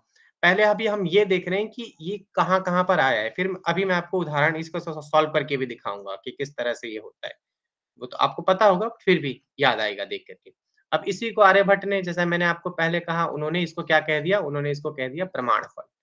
अब आर्यभट्ट के बारे में कहा गया है कि आर्यभट्ट जो द्वितीय थे, उन्होंने पहली राशि को मान बोला और दूसरी राशि को विनिमय बोला और अंतिम राशि को इच्छा बोला। तो पहली और अंतिम राशियाँ एक ही जाति की होती है, तो मध्य राशि को अंतिम राशि से गुणा करके गुणनफल को पहली राशि से भाग देने पर इच्छा फल मिलता है। इसी तरह से महासिद्धांत में भी ये बात महासिद्धांत में इस तरह की बात मिलती है। ब्रह्मगुप्त ने भी कहा त्रैराशि के प्रमाणफल मध्यमक्षम। अब उदाहरण देख लेते हैं, ठीक है? इच्छा फल बराबर मतलब जो हमें चाहिए वो क्या होता है? फल राशि गुणा इच्छा राशि, उसके बाद जो आएगा उसको प्रमाण राशि में भाग कर देंगे, ठीक है? उम्मीद है अब आपको थोड़ा-सा समझ में आ रहा होगा। अब एग्ज़ाम्पल ले लेते हैं। चलिए, यहाँ पर देखिए, यहीं से एग्ज़ाम्पल ले लेते हैं क्योंकि आप ये बुक पढ़ रहे हैं, लेकिन आप अपने एग्ज़ाम्पल भी दे सकते हैं, ठीक है? ब्रह्मगुप्त ने ब्रह्मस्फुट सिद्धांत में तथा भास्कराचार्य द्वितीय ने लीलावती में अनेक प्रकार के सवर्णों का वर्णन किया है, ये सारा हमें जानने की ज़रूरत नहीं है। उम, उदाहरण देखिए यहाँ पर है। अर्थात 3 राशियों में चौथी राशि का ज्ञान जिस गणित से होता है उसे त्रैराशिक नियम कहते हैं। यहाँ आचार्य ने 3 राशियों का नाम क्रम से प्रमाण, है ना? अब यहाँ पे लिखने का थोड़ा-सा राइटिंग मेरी अगर आपको समझ में आ जाए तो ठीक है। प्रमाण, ठीक है। उसके बाद यहाँ पे प्रमाण फल प और फ लिख देते हैं, उसके बाद यहाँ पर हम लिख लेते हैं इक्षा, ठीक है। अब आगे देखिए कि प्रमाण और इच्छा एक ही जाति की होती है, इनको आदि और अंत में लिखना चाहिए, ठीक है। प्रमाण और इच्छा को आदि और अंत में लिखना चाहिए। अब देखिए, अब जैसे कि उन्होंने कहा कि ₹1 में, ठीक है, 5 आम मिलते हैं, तो ₹5 में कितने आम मिलेंगे, है ना? तो पहली राशि, द्वितीय राशि, तृतीय राशि और हमारा नियम क्या कहता है? हमारा नियम कहता है, ऊपर देखिए, ये अच्छा यहाँ पर देख लीजिए, यहीं पे आ जाएगा कि इक्षाफल बराबर प्रमाणफल प्लस इक्षा और उसके बाद में नहीं, यहाँ पे नहीं, ये इक्षाफल बराबर फल राशि गुणा इच्छा राशि बराबर उसके बाद जो राशि आएगी उसको प्रमाण राशि में भाग दे देंगे। ठीक है, ये बहुत सरल नियम है, इसमें कुछ समझने वाला है नहीं। अगर इसको फिर डिटेल में करेंगे फिर बाकी कुछ चीज़ें रह जाएगी। अभी मुझे यूनिट 1 भी कराना है। ठीक है? चलिए आगे देखते हैं। ये सारा आप देख लेंगे, इसमें कुछ इम्पोर्टेंट है नहीं। उसके बाद लगध के बारे में मैंने आपको थोड़ा-सा बताया। लगध मुनि ने किस पे काम किया ज़्यादा? याजुज ज्योतिष। अगर आप लोगों को याद हो, मैंने थोड़ी देर पहले आप लोगों को बताया था। किसी को याद है कि मैंने आप लोग को बताया था याजुज ज्योतिष में कितने श्लोक हैं? है ना? तो ऋग ज्योतिष, याजुज ज्योतिष और अथर्वण ज्योतिष, है ना? Screen is not visible, unmute yourself. Okay, तो ठीक है। मैंने आप लोगों को बताया था 36, ये रहा, देखिए। तो याजुज ज्योतिष पे इन्होंने बहुत काम, लगध का जो काम है मुख्य रूप से याजुज ज्योतिष पर ही है, ठीक है? 36, 44 और 162। तो जो 44 श्लोक है याजुज ज्योतिष के, ये पूर्ण रूप से प्राप्त होते हैं, इसीलिए महर्षि लगध ने इन पे भाष्य लिखा। मतलब याजुज ज्योतिष उन्होंने लिखा, ऐसा माना जाता है, लगध ज्योतिष के प्रणेता। यहाँ पर थे हम, ये रहा, देखिए। अब इसमें इसको वेदांग ज्योतिष भी बोला जाता है, क्यों? क्योंकि वेदांग वेद का भाग है। संस्कृत साहित्य के अंतर्गत वैदिक साहित्य एवं लौकिक साहित्य समाविष्ट होता है। वैदिक साहित्य के अंतर्गत वेद, ब्राह्मण, ग्रंथ, आरण्यक, है ना? वैदिक साहित्य के अंतर्गत वेद, ब्राह्मण, ग्रंथ, आरण्यक, उपनिषद और वेदांग कहा गया है। इसी को मुंडक उपनिषद में अपरा विद्या कहा गया है। वेदांग वेदों के अध्ययन में उपकारक माने जाते हैं, इसलिए इन्हें वेदांग कहा जाता है। ये 6 होते हैं: शिक्षा, कल्प, व्याकरण, निरुक्त, छंद और ज्योतिष। ठीक है? इन 6 वेदांगों के विषय में हम यहाँ समझेंगे। वेदांग ज्योतिष के मुख्यतः 3 रूप प्राप्त होते हैं। देखिए, वो बात यहाँ पर आ ही गई। आर्च ज्योतिष ऋग्वेद का, याजुज ज्योतिष और अथर्वण ज्योतिष, ठीक है? आचार्य लगध द्वारा रचित याजुज ज्योतिष में यथाशिखा मदिराणाम नागाणाम मणियो यथा तद्वेदांग शास्त्राणाम गणितम मूर्धनि स्थितम। एक सेकंड, ज़्यादा खराब हो रहा है। अब देखिए, तो सबसे पहले उन्होंने इस ग्रंथ की प्रशंसा की। ये मैंने आपको थोड़ी देर पहले बताया था कि जिस तरह से मयूरों के सिर पे शिखाएँ होती है उस और नागों के सिर में उनकी मणियाँ होती है, उसी तरह से गणित भी है, ये वेदांगों में सबसे ज़्यादा ऊपर है, सर्वश्रेष्ठ है, मतलब उनके सिर पर विराजमान है, सिरमौर है, ऐसा समझ सकते हैं। ठीक है? इसके अतिरिक्त यादि ज्योतिष में अंक प्रणाली, जोड़, घटा, गुणन, भाग, गणितीय संक्रियाओं के विषय में भी हम इस यूनिट में जानेंगे। वेदांग का अर्थ क्या है? वेदांग का महत्व क्या है? अब थोड़ा-सा इसको समझ लेते हैं। सबसे पहले तो आप ये समझिए कि वेद होते हैं ना, वेद। वेद होने के बाद इसको 4 भागों में बाँट दिया। संहिता, है ना? संहिता, ब्राह्मण, आरण्यक, ये सारे ग्रंथ हैं। उपनिषद, संहिता ग्रंथ होते हैं, ब्राह्मण ग्रंथ होते हैं, आरण्यक ग्रंथ होते हैं, उपनिषद होते हैं। ऐसा नहीं कि सिर्फ़ वेद है तो बस 4 वेद ही हैं, उसी से सब कुछ हो जाता है। नहीं, ये सब भी वेद के ही भाग हैं। संहिता ग्रंथ होते हैं, हर वेद के अपने-अपने संहिता ग्रंथ हैं। ब्राह्मण ग्रंथ होते हैं, हर वेद के अलग-अलग ब्राह्मण ग्रंथ हैं। किसी के अभी तक हमें 2 मिले हैं, किसी के 4 मिले हैं, किसी के 6 मिले हैं, किसी के 3 मिले हैं, किसी के 8 मिले हैं। तो जितने-जितने हमें मिलते जाते हैं, उतने-उतने हम इसको प्रामाणिक रूप में मान लेते हैं। हर सब वेदों की इसी तरह से कुछ के 2, किसी के 3, किसी के आरण्यक ग्रंथ भी है। इसी तरह सबके अपने-अपने उपनिषद ग्रंथ भी है। इसके बाद आए वेदांग। 6 वेदांग अलग से होते हैं, इनमें भी किताबें होती हैं। शिक्षा ग्रंथ होता है, पाणिनीय शिक्षा आदि होता है, कल्प ग्रंथ होता है, व्याकरण ग्रंथ होता है, निरुक्त ग्रंथ होता है, छंद होता है, ज्योतिष होता है। थोड़ा-थोड़ा मैं आपको सबके बारे में वैसे ही बता देता हूँ, पढ़ने की ज़रूरत नहीं पड़ेगी। तो शिक्षा ग्रंथ हमें क्या कहलाता है? ये हमें सिखाता है स्वर, वर्ण आदि उच्चारण करना। जिन ग्रंथों में वर्णों के बारे में डिटेल में बात मिलती है, वो सारे शिक्षा ग्रंथ कहलाते हैं। जैसे पाणिनीय शिक्षा ग्रंथ में वर्णों के बारे में, उच्चारण स्थान के बारे में ये सब बताया गया है। कल्प साहित्य जो होता है, कल्प साहित्य को 4 भागों में बाँट दिया। ये थोड़ी देर पहले भी मैंने आपको बताया था। एक श्रौत साहित्य, श्रौत सूत्र होता है, गृह्य सूत्र होता है, धर्म सूत्र होता है और शुल्ब सूत्र होता है ना? तो श्रौत सूत्र जो होते हैं, श्रौत सूत्र ग्रंथ होते हैं, इनमें यागों के बारे में डिटेल होता है। कि सोम याग कौन-सा है, प्रवर्ग याग कौन-सा है, जो बड़े-बड़े याग होते हैं, उनका वर्णन होता है। और उसके बाद गृह्य सूत्र में क्या होता है, इसमें संस्कारों का डिटेल में वर्णन है। प्रमुख रूप से संस्कारों का वर्णन है और भी वर्णन है। उसके बाद धर्म सूत्र में गृहस्थों से संबंधित उनके धार्मिक क्रियाकलापों का वर्णन है। उसके बाद शुल्ब सूत्र हमने अभी थोड़ी देर पढ़ा। शुल्ब सूत्र का मुख्य विषय क्या था? यज्ञ वेदी निर्माण, है ना? तो उसमें यज्ञ वेदी निर्माण मिलता है। तो अभी हम पढ़ रहे हैं कि वेदांगों का अर्थ एवं महत्व। ये जो 6 वेदांग हैं, शिक्षा, कल्प, व्याकरण,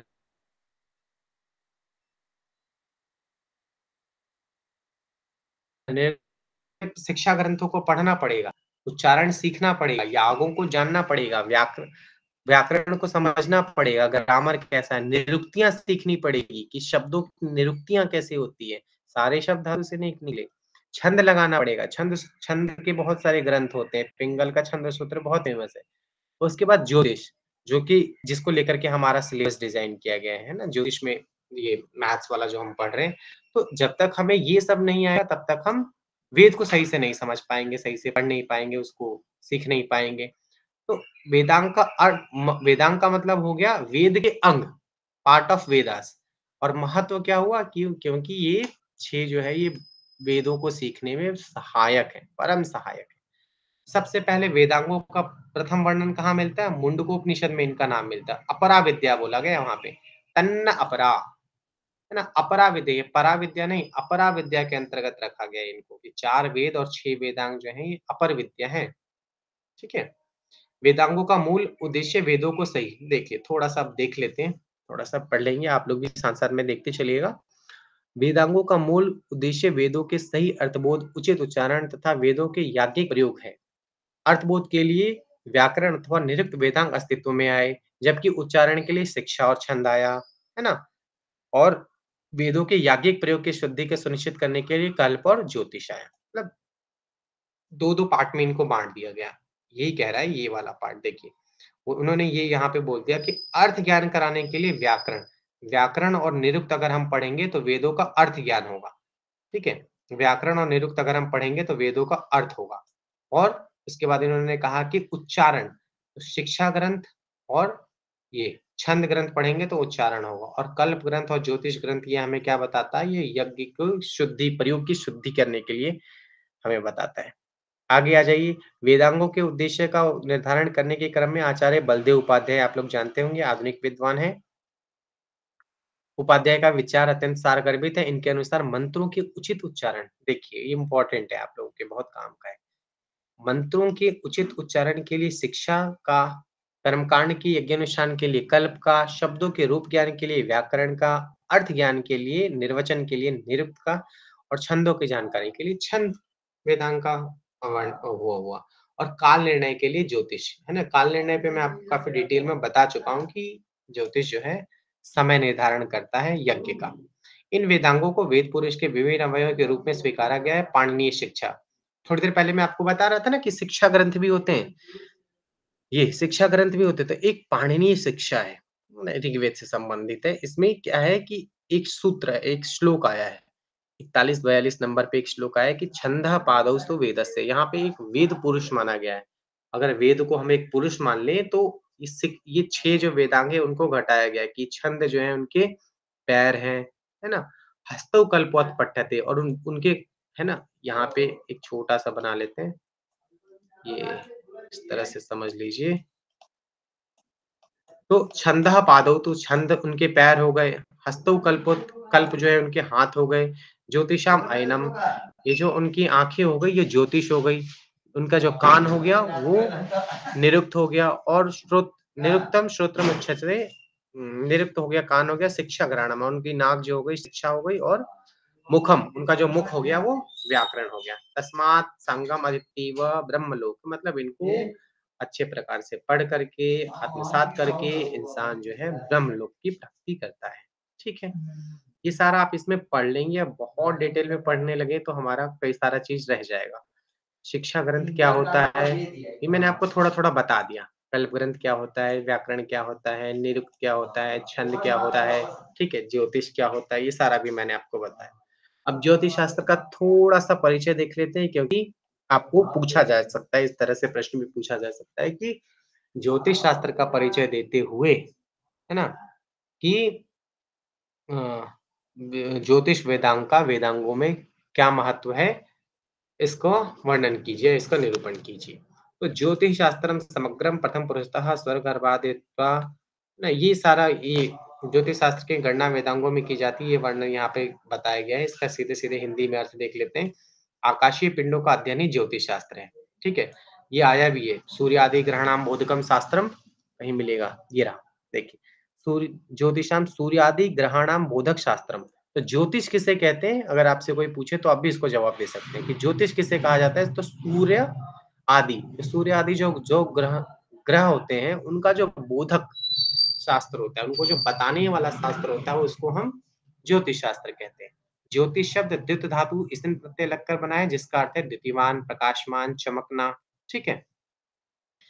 उसके बाद इसके 3 स्कंद होते हैं। ज्योतिष को इससे भी प्रश्न पूछा जा सकता है आपको कि त्रिस्कंधात्मक ज्योतिष के बारे में लिखिए। तो ये ज्योतिष शास्त्र जो है, ये 3 प्रकार का होता है। 3 इसके स्कंद, 3 पार्ट में ज्योतिष होता है ना? तो क्या-क्या होता है इसमें? एक होता है सिद्धांत, जो हम मैथ्स पढ़ रहे हैं ना, ये पूरा कोर्स हमारा सिद्धांत ज्योतिष से रिलेटेड है। इसका संहिता और होरा से कोई लेना-देना नहीं है। एक होता है संहिता, ये यहाँ पे नाम है। सिद्धांत, संहिता और होरा। होरा शब्द जो है अहोरात्र से मिलकर के बना है, दिन और रात।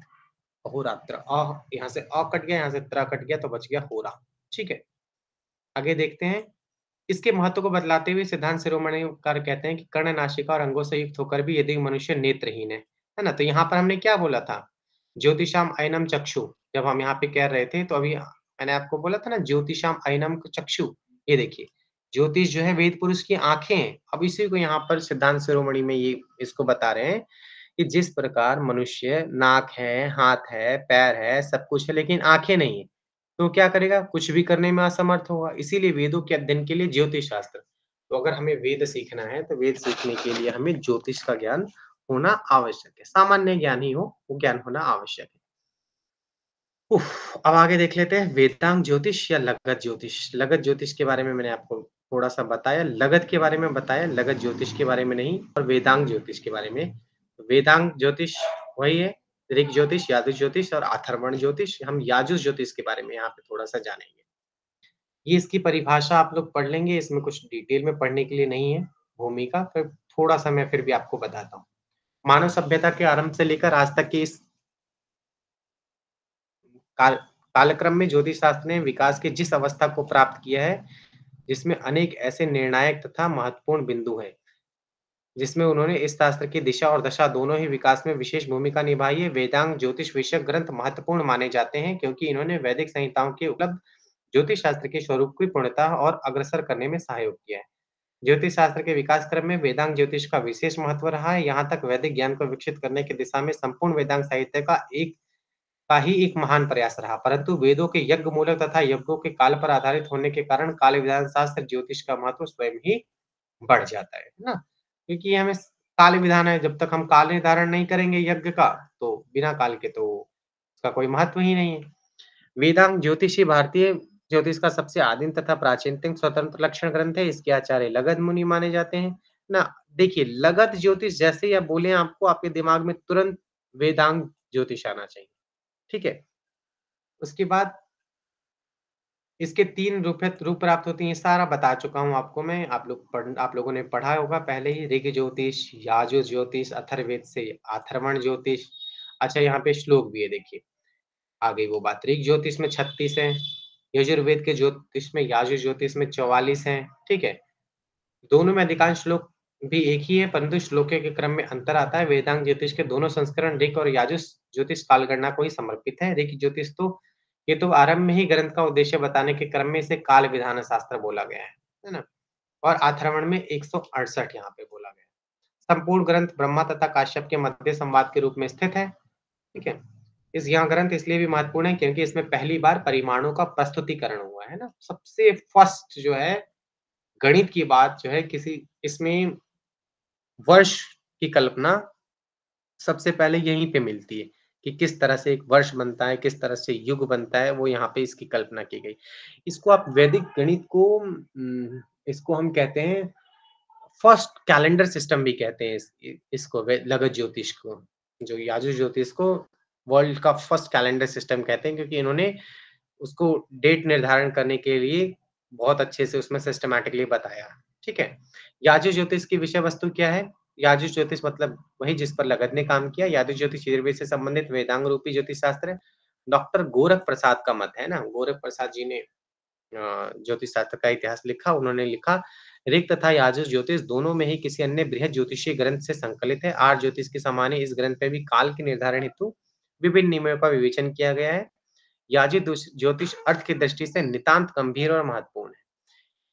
इससे इसके श्लोकों के अर्थ समझने का परिश्रम बहुत ही दिनों से होता आ रहा है। पाश्चात्य ज्योतिषी मतलब इसमें बहुत भाष्य मिलेंगे। सोमाकर, सुधाकर अनेक बड़े-बड़े भाष्यकार हुए हैं, लेकिन जब वो अर्थ निकालते हैं तो वर्तमान समय में उसका अर्थ कुछ अलग ही आ जाता है। वो किसी किसी न किसी चीज़ से वो बदल ही जाता है। जैसे कि यहाँ पे थोड़ा-सा देखिए कि लगत ज्योतिष में पंचांग पद्धति, ना पंचांग फर्स्ट कैलेंडर सिस्टम जो रूप से है वही आजकल प्रचलित है। महीने चंद्रमा के अनुसार चलते हैं, ठीक है? सबसे फर्स्ट और प्रत्येक मास को 30 भागों में बाँटा गया है, जिन्हें तिथि कहा गया है। वर्ष में साधारणतः 12 महीने होते थे, परंतु आवश्यकता अनुसार वर्ष का आरंभ तथा ऋतु का संबंध बनाए रखने के लिए 1 महीना बढ़ा भी दिया जाता था, क्योंकि बढ़ेगा ही भई।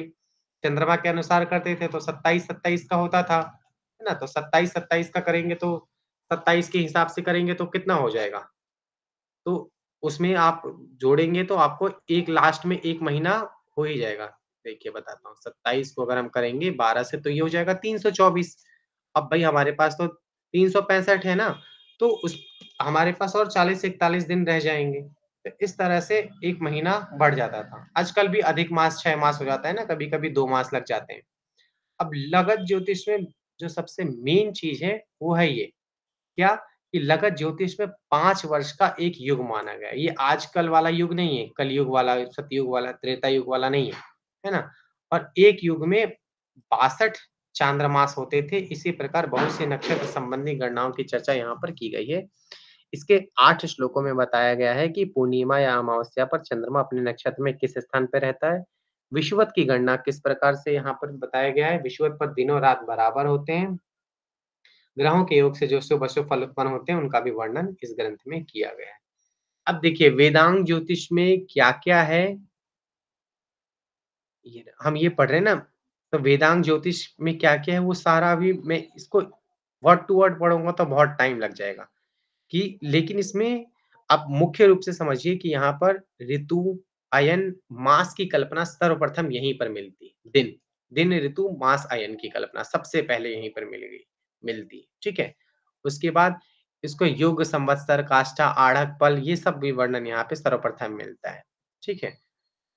उसके बाद वेद शब्द की नानाविध व्याख्या में ज्योतिष शास्त्र को मान्य वही सायणाचार्य ने कहा है इष्ट प्राप्ति अनिष्ट परिहारो मतलब इष्ट की प्राप्ति और अनिष्ट का ये यहाँ पे श्लोक दिया है वेद को बताने के लिए ना वेद जो ऋग्वेद है ऋग्वेद की भूमिका ऋग्वेद में सायण ने जो भाष्य किया उनमें उसमें उन्होंने ऋग्वेद की भाष्य में भूमिका लिखी तो उसमें उन्होंने बताया कि वेद क्या होता है तो सबसे पहले कहा जो इष्ट की प्राप्ति करा दे और अनिष्ट को हटा दे उसे कहते हैं हम वेद है ना तो इष्ट की प्राप्ति अनिष्ट का परिहार हो वह वेद कहलाता है उसके बाद काल विधान का अर्थ यहाँ एक तो यहाँ है कि ये काल का उचित निर्धारण करता है वहीं दूसरी ओर इसमें अवयव दिन ऋतु मास आदि आते हैं ठीक है अब ये श्लोक मैंने आपको पहले बताया था फिर भी देख लीजिए वेदांग ज्योतिष का श्लोक नंबर 3 है वेदा हि यज्ञार्थम अभिप्रवृत्ता कालानुपूर्वा विहिताश्च यज्ञः तस्मादिदं काल विधान शास्त्रम ये ज्योतिष वेद सवेद यज्ञम ये आपसे पूछा जा सकता है परीक्षा में सिर्फ इतना ये देखिए ये यो ज्योतिषम वेद सवेद यज्ञम इसको स्पष्ट करें ठीक है तो अब आप लोग को शायद समझ में आ गया होगा शायद क्या समझ में आया ही होगा कितने देर से मैं आप लोग को बता रहा हूँ कि यो ज्योतिषम वेद जो यह ज्योतिषम वेद जो ज्योतिष को जानता है वही यज्ञ को जानता है। यहाँ वेद का मतलब वेदास से नहीं है, वेद विद धातु जानने अर्थ में। जो ज्योतिष को जानता है वही यज्ञम वेदा, यज्ञ को भी जानता है ना? वेदा ही यज्ञार्थम अभिप्रवृत्ता, वेद जो है यज्ञ के लिए हुए, वेद क्यों प्रकट हुए? यज्ञ के लिए। कालानुपूर्वा विहिताश्च यज्ञ, और यज्ञ किसके अधीन होते हैं? यज्ञ जब तक हम टाइम से नहीं करेंगे उसका फल नहीं मिलेगा, ठीक है? इसको आप इस तरह से समझिए, छोटे से चार्ट से। तो वेदों की उत्पत्ति क्यों हुई? वेदों की उत्पत्ति हुई यज्ञ के लिए, है ना? और यज्ञ अगर हम समय से नहीं करेंगे, तो इसका कोई फल नहीं होगा। और ज्योतिष क्या सिखाता है हमें? ज्योतिष हमें समय निर्धारण करना सिखाता है। इसीलिए जो समय निर्धारण करके समय पर यज्ञ करे, वही वेद का वेद को पढ़ने का, यज्ञ को करने वेद को पढ़ने का और यज्ञ को करने का यज्ञ फल पाता है। ठीक है? इसका अर्थ यहाँ पर है, आप लोग अपने आप से पढ़ लीजिएगा। इसके अतिरिक्त लगत ज्योतिष में कहा गया है कि वह विद्वान जो चंद्रमा, सूर्य व नक्षत्रों की गतियों को जानता है, वह इस लोक में संतति अर्थात भौतिक सुखों को पाकर सुखी होगा। मृत्यु के पश्चात चंद्रमा, सूर्य, नक्षत्रों के लोक में जाएगा और पारलौकिक सुखों का, है ना?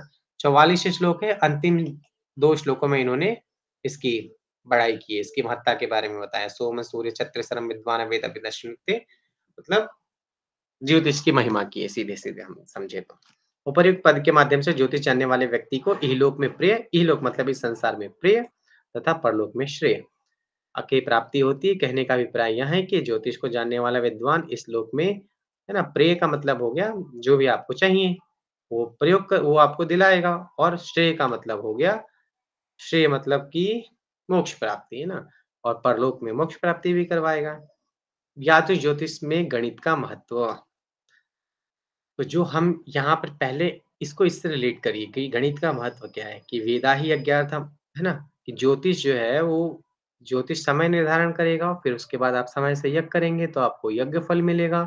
तो अब गणित क्या कराता है भाई?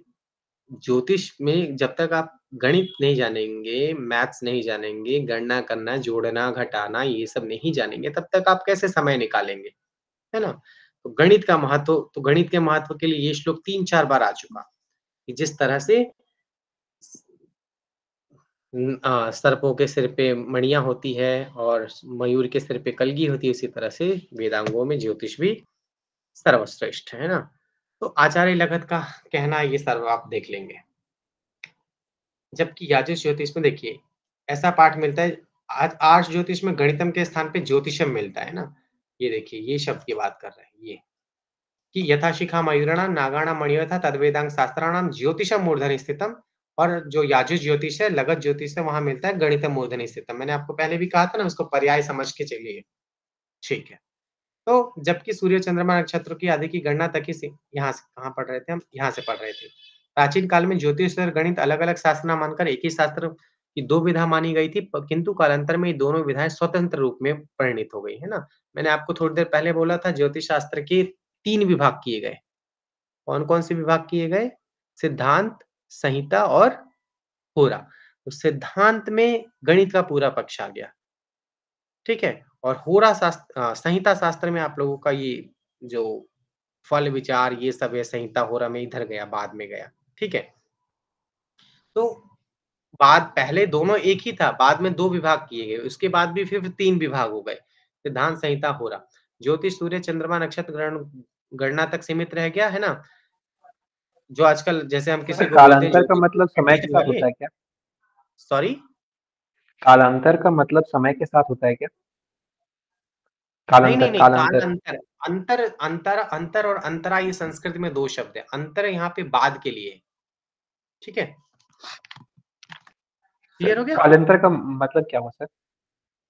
ओहो! कालांतर मतलब समय बीतने के बाद, मतलब आफ्टर दैट, ओके जैसे हम ओके बोलते हैं ना कुछ 200 साल, 300 साल, मतलब कई समय बीतते गया उसके बाद। कालों के अंतर, काल मतलब समय, कालों के अंतर मतलब कालों के बाद, कई समय के बाद, बहुत सारे मैनी इयर्स ऐसे समझिए आप, ठीक है? तो कालांतर में कहाँ चल रहा था?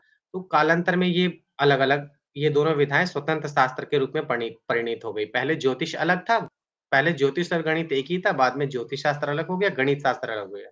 लेकिन इस जो संस्कृत वाले जो गणित बोलते हैं उसका गणित उसको मैथमेटिक्स से कोई लेना-देना नहीं है। संस्कृत वालों का गणित का मतलब हो गया जो गणित की किताबें लिखी गई है, जिनमें गणनाओं के बारे में वाला बोला गया है, जैसे सूर्य सिद्धांत, है ना? पूर्ण रूप से गणित का शास्त्र है, कि भाई कितने ग्रह हैं, किसका डिस्टेंस कितना है, किसका मान कितना है, किसका आयतन कितना है, ये सब सूर्य सिद्धांत में डिटेल में, किससे किसकी दूरी कितनी है, कैसे कैलकुलेट करना है, तो यहाँ गणित का मतलब इससे लेंगे। जबकि गणित सभी विषयों से संबंधित संख्याओं में गणना से युक्त हो गया। वस्तुतः सभी वेदांगों में शिक्षा, कल्प, व्याकरण, निरुक्त, छंद में गणित का महत्वपूर्ण स्थान है। संख्या का व्यवहार सभी वेदांगों में समान रूप से होने के कारण संख्या का विधान करने वाला गणितीय शास्त्र सभी शास्त्रों में प्रधान माना जाता है, चाहे शास्त्रीय व्यवहार में हो या लौकिक व्यवहार में। मतलब या तो आप बुक्स में देखेंगे या हमारे उसमें भी देखेंगे कि जितने भी भाई हम पढ़ाई कर रहे हैं, जितनी भी चीजें होती है उसमें मैथ्स का सबसे ज्यादा प्रयोग है। अब ये देखिए, एक महावीर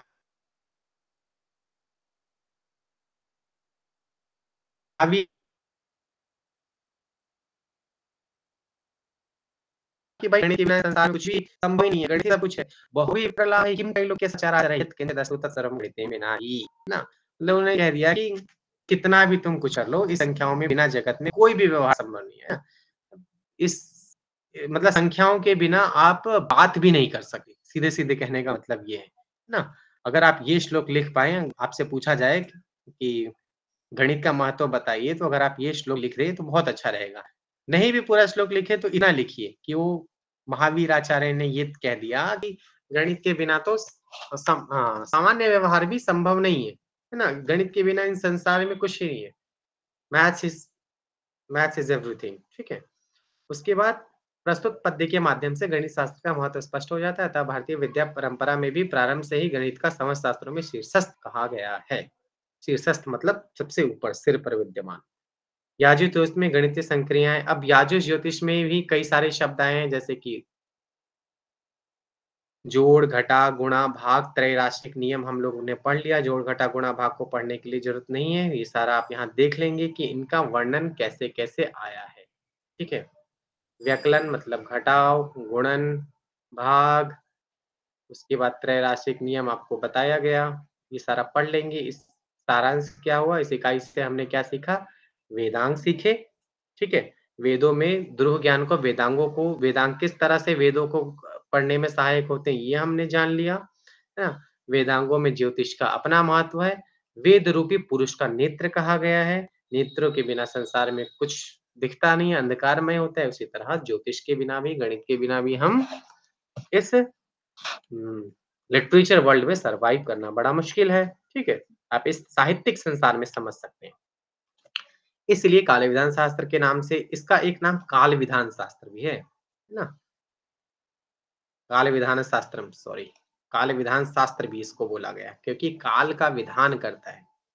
शास्त्र के नाम से प्रसिद्ध ज्योतिष शास्त्र के बिना वेदों का ज्ञान अपूर्ण रह जाता है। आचार्य लगत द्वारा वेदांग ज्योतिष शास्त्र का प्राचीनतम रूप है। आर्य ज्योतिष होता है ऋग्वेद के ज्योतिष को आर्य ज्योतिष, यजुर्वेद के ज्योतिष को याजुर ज्योतिष, अथर्ववेद के ज्योतिष को अथर्वण ज्योतिष, ठीक है? सब में पद्यों की संख्या भी है 36, 44 और 162 शायद। इस इकाई में आपने यहाँ जाना कि याजुर ज्योतिष में सर्वप्रथम गणित को सभी शास्त्रों में सर्वोपरि सर्व प्लस उपरि सबसे ऊपर बताया गया है। गणित का महत्व बताया गया है, जैसे मोरों की शिखा, सर्पों की मणि उनके शीर्ष पर स्थित होती है, उसी प्रकार गणित सभी वेदांगों में सर्वोपरि है। ये सारा आप पढ़ लेंगे, इसमें कुछ है नहीं, जो हमने पढ़ा उसी को सारांश रूप में इन्होंने बोल दिया। आगे थोड़ा-सा देख लेते हैं, उत्तर वैदिक काल में भारतीय गणित, ना? एक तो हुए वैदिक काल, अब थोड़ा-सा क्योंकि हम इसमें भारतीय गणित पढ़ रहे हैं, तो इसमें बौद्ध जैन साहित्य, ये बौद्ध जैन भी तो हमारे ही अपने ही है ना, भारतीय है, तो इसमें गणित का विकास कैसे हुआ? बौद्ध साहित्य में किस तरह से हुआ? जैन साहित्य में कैसे हुआ? बहुत सारे जैन के बहुत बड़े-बड़े आचार्य हुए हैं, जिन्होंने गणित के ग्रंथों में, ज्योतिष के ग्रंथों में बहुत काम किया, बहुत ज़्यादा, है ना? तो थोड़ा-सा आप इससे हम ये नहीं सीखेंगे कि बुद्ध लोग कैसे यूज़ करते, नहीं। जैन लोग कैसे यूज़ करते, नहीं। हम ये सीखेंगे कि बुद्ध लोगों के प्राचीन संस्कृत ग्रंथों में गणित का प्रयोग उन्होंने कैसे किया, कहाँ किया, किस अर्थ में किया? जैन के ग्रंथों में गणित का प्रयोग कहाँ मिला, किस अर्थ में मिला, ठीक है? किस तरह से प्रयोग करते थे, हम ये जानेंगे। इसका बौद्ध जैन लोगों से कोई लेना-देना नहीं है, बौद्ध जैन के ग्रंथों से लेना-देना है, ठीक है? पढ़ना, लिखना, गिनना ये मनुष्य की मौलिक विद्याएँ मानी गई हैं उत्तर वैदिक काल में। 1000 से 500 ईस्वी तक आप इसको समझिए। गणित का भारत में अधिक विकास हुआ। इसी काल में उपनिषद लिखे गए, वेदों पर आधारित कई तरह के दर्शन रचे गए। उत्तर वैदिक काल, बौद्ध जैन काल के अंतर्गत उत्तर वैदिक काल में गणित का भारत में अधिक विकास हुआ। बौधायन शुल्ब सूत्र आया। शुल्ब सूत्र मैंने आपको थोड़ी देर पहले बताया था, जिसमें रेखा गणित का सर्वप्रथम प्रयोग मिलता है ना? खोज हुई। आगे इम्पोर्टेंट पाइथागोरस प्रमेय के नाम से शुल्ब सूत्र की खोज हुई, जिसे हम पाइथागोरस प्रमेय के नाम से भी जानते हैं। गणित में शून्य का आगमन बौद्ध दर्शन से हुआ। ठीक है। गौतम बुद्ध के समकालीन बौद्ध भिक्षु भिक्षु समझिए विमल कीर्ति और मंजूश्री के बीच जो संवाद हुआ था, वहां शून्य को लेकर के हुआ। मतलब बौद्ध इनके जो बड़े बड़े वो होते थे, क्या कहते हैं, बौद्धों के जो एक तरह से ये लोगों को बुलाते थे, इनके शास्त्रार्थ वगैरह होते थे, तो वहाँ पे इनको लिख लिया जाता था। तो वहाँ पे विमल कीर्ति और मंजूश्री के बीच में शून्य को लेकर के संवाद हुआ। यहीं से विषय वस्तु को लेकर नागार्जुन ने दर्शन के क्षेत्र में शून्यवाद की स्थापना की थी। बौद्ध दर्शन में जो शून्य है, वो अरबी में सिफर, सिफर, वही लैटिन में ज़ेफिरम एंड लैटिन में ज़ेफिरम, जो लैटिन में ज़ेफिरम है, वही अंग्रेजी में ज़ीरो है ना? अंग्रेजी इंग्लिश के ज़्यादातर तो लैटिन से ही लिए गए। यद्यपि जैन एक धर्म है और दर्शन है, इसका सबसे प्रसिद्ध प्रतिपादक महान महावीर, ये सब हमें पढ़ने की ज़रूरत नहीं है। सामान्य जैन और बौद्धों के बारे में थोड़ा-सा यहाँ पे बताया गया है कि जैन साहित्य क्या है, बौद्ध साहित्य क्या है ना? थोड़ा-सा हम स्थूल सूत्रों को बस यहाँ पे देखेंगे। इसमें 3 प्रकार के सूत्र विशेष रूप से याद किया जाता है, बोधायन, आपस्तम्ब और कात्यायन, ठीक है? इसके अतिरिक्त मानव, वराह, मैदान, वराह, वादुल, ये सारे भी शूल्ब सूत्र ही हैं।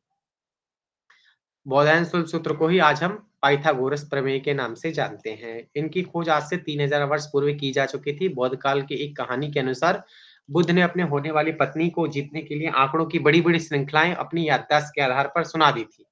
बौद्ध काल में दुनिया के अपने ज्ञान को चरम पर थी। तक्षशिला, नालंदा, विक्रमशिला नामक महानतम ना नालंदा, जो उसका समय था, वहाँ पे तो बौद्ध लोगों का ही प्रभुत्व था।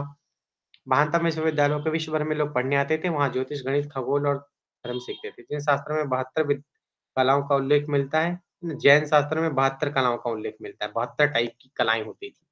उनका सर्वप्रथम स्थान लेख का, दूसरा गणित का है। सबसे पहले क्या होता था? लेख, राइटिंग, उसके बाद मैथ्स, ये सारी अलग-अलग कलाएँ।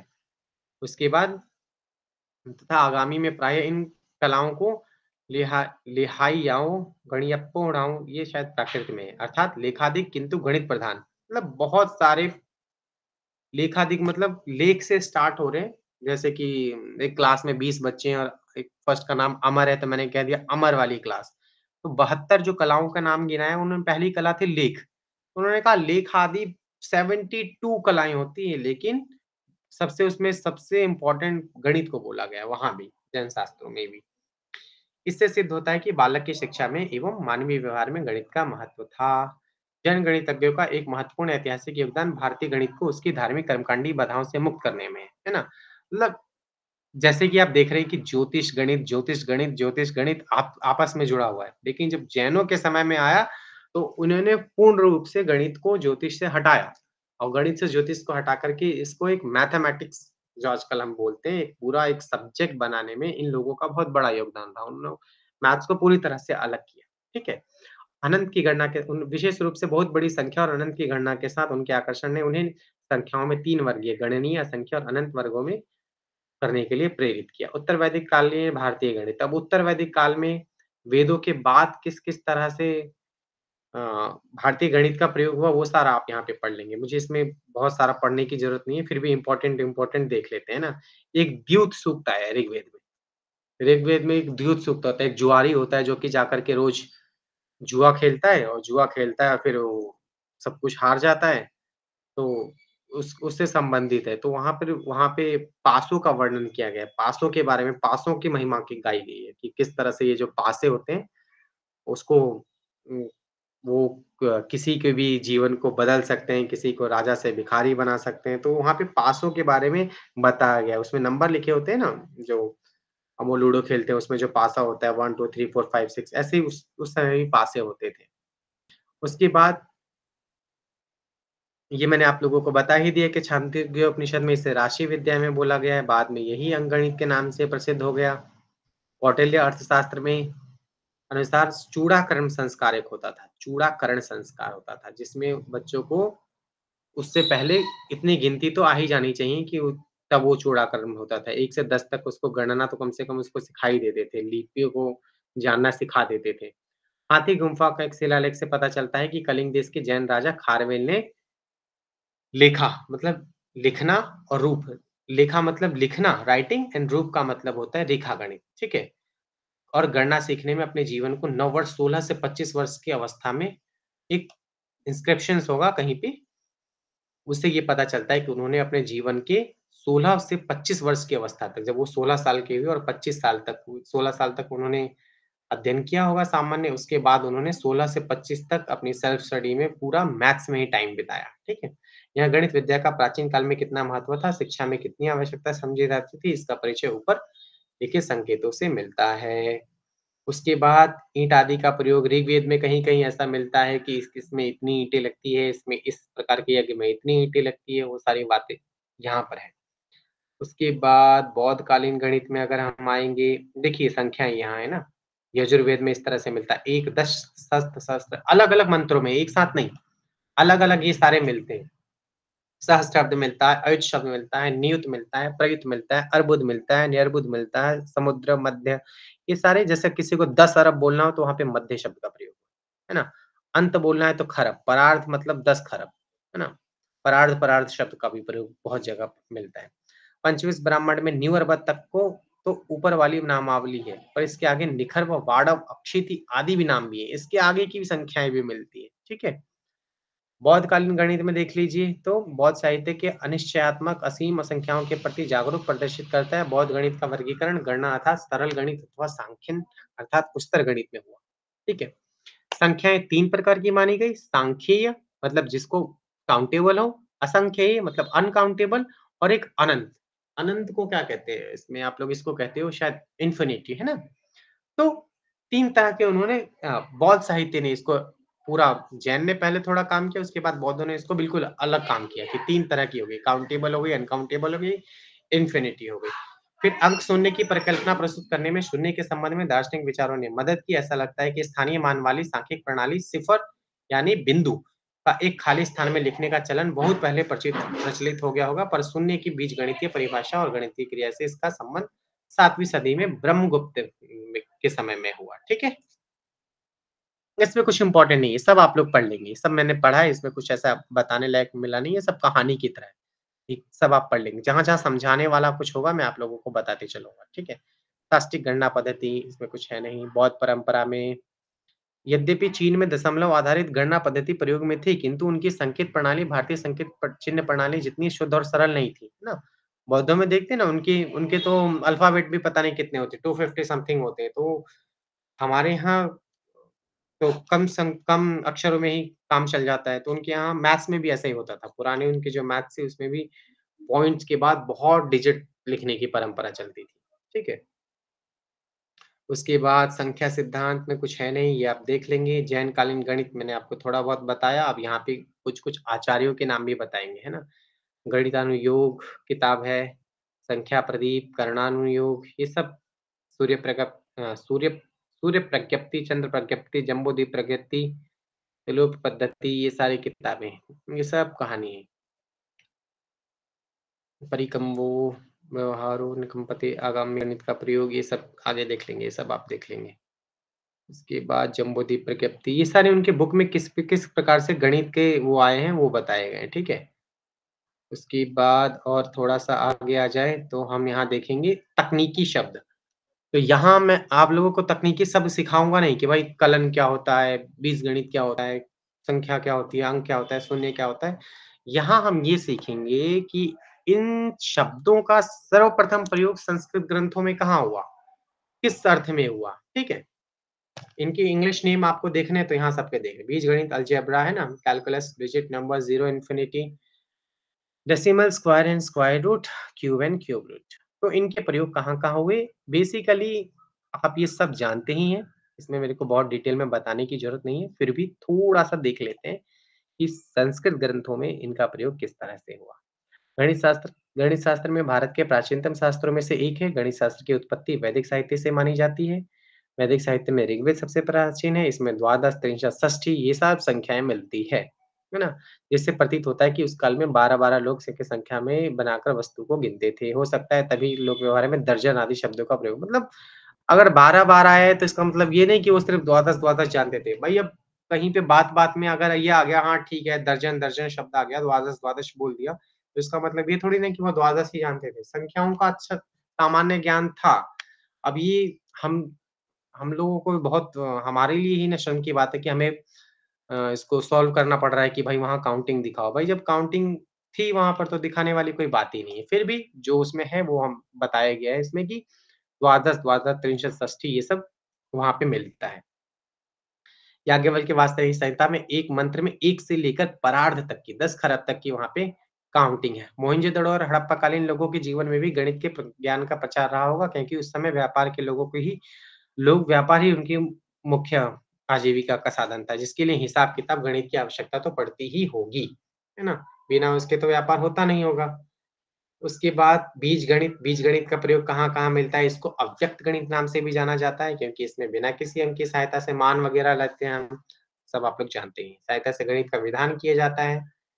अब इसमें कहाँ-कहाँ आया है देखिए जैसे पाटीगणित, पाटीगणित समझते हैं ना? पाटीगणित मतलब होता है ये सबसे पहले उन्होंने सिखाया क्या कहते हैं भास्कराचार्य की बेटी जो लीलावती थी, उन्होंने उसको लीलावती को पढ़ाने के लिए सबसे पहले उन्होंने लीलावती गणित उसी के नाम से वो बुक का भी नाम उन्होंने लिख दिया। पाटी पे पढ़ाते थे, उसको स्लेट पे पढ़ाते थे। जैसे कि एक शिक्षक होते उस पे बैठ गए चेयर पे बैठ गए और उसको एक छोटा-सा स्लेट दे दिया, उसका लीलावती का फर्स्ट श्लोक ही ऐसे है कि अये बाले लीलावती है ना, कि हे बेटी लीलावती मैं तुम्हें पाटीगणित सिखा रहा हूँ। मतलब स्लेट लेकर के कुछ-कुछ उसको देते थे, फिर उसको मिटाया। ये तो किताब-विताब का उतना प्रचलन होता नहीं होगा, कॉपी वगैरह होती नहीं थी, इसीलिए उसको स्लेट पे सिखा रहे थे। तो पाटीगणित वहाँ से चला, है ना? वही फिर बाद में अंकगणित में परिवर्तन हो गया, इसमें संख्याएँ प्रकट की जाती है। उसके बाद बीजगणित पे जिन लोगों ने काम किया, आर्यभट्ट, ब्रह्मगुप्त, श्रीधर, महावीर, श्रीपति, भास्कराचार्य, इनके ग्रंथों का नाम आपसे पूछे नहीं जाएँगे, फिर भी ये सारा आप पढ़ेंगे तो यहाँ पे होगा। कलन, कैलकुलस का प्रयोग कहाँ-कहाँ होता है, वो भी आप इसमें देख लेंगे। अंक, डिजिट का प्रयोग कहाँ-कहाँ हुआ है, ये थोड़ा-सा आप पढ़ लीजिएगा। चलिए पढ़ देते हैं। वैदिक व्याकरण के अनुसार अंक शब्द अंश धातु से बना है, जिसका अर्थ है चिह्नित करना, है ना? उसके बाद संख्याओं को अंकित करने के लिए 10 चिन्ह हैं, 0 से लेकर के 1 से लेकर के 0 तक। इसमें से 1 से 9 को अंक कहते हैं और 0 को कहते हैं शून्य। देखिए बहुत इम्पोर्टेंट बात है ये। 1 टू 9 को डिजिट कहते हैं, 0 को 0 ही कहते हैं। अंक का अर्थ संख्या के रूप में लिया गया जा सकता है, जैसे अंकगणित, है ना? अंक का अर्थ काउंट उसमें संख्या के अर्थ में लिया जाता है, अंकगणित, है ना? और संख्या संबंधी गणित क्योंकि क्योंकि अंकों की सहायता से ही संख्या प्रकट की जाती है, परंतु दोनों में अंतर है। जैसे 0 से 9 तक अंक कहलाते हैं, जिसके मेल से जैसे 54 बनती है ना? लेकिन जिसमें 5-4 अंक हैं और अंक शब्द का एक अर्थ मोड़ना भी है अर्थात जो मोड़ा जाए। मतलब भाई 3-4 है तो हम 34 भी कर सकते हैं, 43 भी कर सकते हैं, ठीक है? उसके बाद प्रारंभ में यह शब्द आंकड़ों के अर्थ में प्रयुक्त होता था, ऋग्वेद में इसके लिए वक्र शब्द आया। वक्र का मतलब होता है मुड़ा हुआ, टेढ़ा।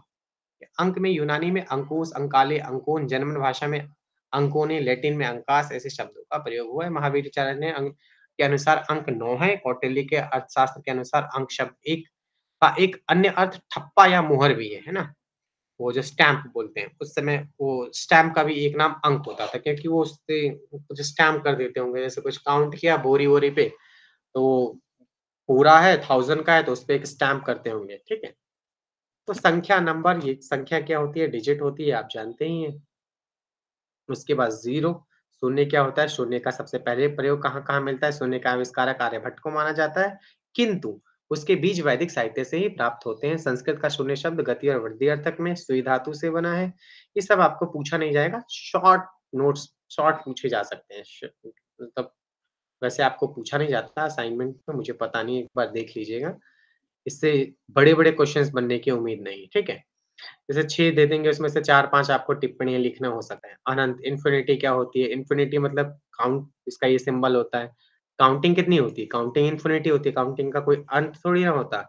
इसीलिए उपनिषदों में भी आया पूर्णमदः पूर्णमिदं पूर्णात् पूर्णमुदच्यते पूर्णस्य पूर्णमादाय पूर्णमेवावशिष्यते मतलब ये पूर्ण ही है, सब कुछ पूर्ण है, पूर्ण में पूर्ण समा जाता है, ठीक है? इन्फिनिटी की कल्पना की गई है, वहाँ पे 0 के सेंस में नहीं की गई है, लेकिन वहाँ पे संसार के अर्थ में की गई है, लेकिन आप इसको इससे भी जोड़ सकते हैं। इसके बाद दशमलव, डेसिमल के बारे में आप पढ़ लीजिएगा। इसमें दशमलव का मतलब है दशम, 10 मतलब हो गया 10, है ना? दशमांश मतलब उसका डेसिमल 10 से डिवाइड करते हैं तभी तो 1 पॉइंट होता है ना? वही यहाँ पे दशम भाग, 10वां भाग, किसी का पार्ट 10 दशमलव कहलाता है हिंदी में, ठीक है? इंग्लिश में इसको डेसी और मल पता नहीं कर पाएँगे कि नहीं कर पाएँगे, हिंदी में तो दशमलव, ठीक है?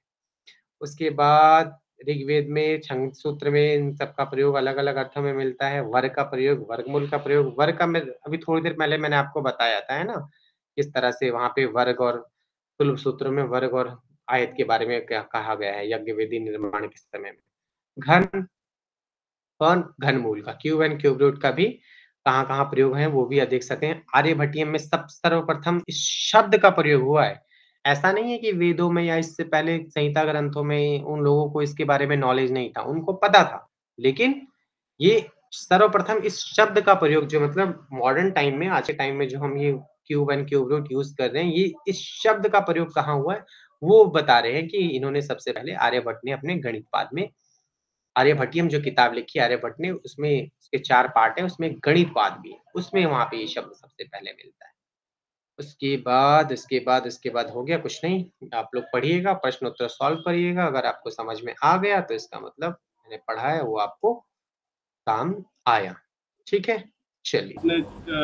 आप चाहे तो इस जून में एग्जाम दे दें, नहीं तो इसके बाद भी अगले 1.5 साल तक आपका ये फीस, आपका ये एडमिशन वैलिड रहेगा। अगर किन्हीं कारणों से आप असाइनमेंट नहीं जमा कर पाते तो दिसंबर एग्जाम के लिए हर 6 महीने पे एग्जाम कराता है। 2 साल में 2 बार एडमिशन और 2 बार एग्जाम कराता है।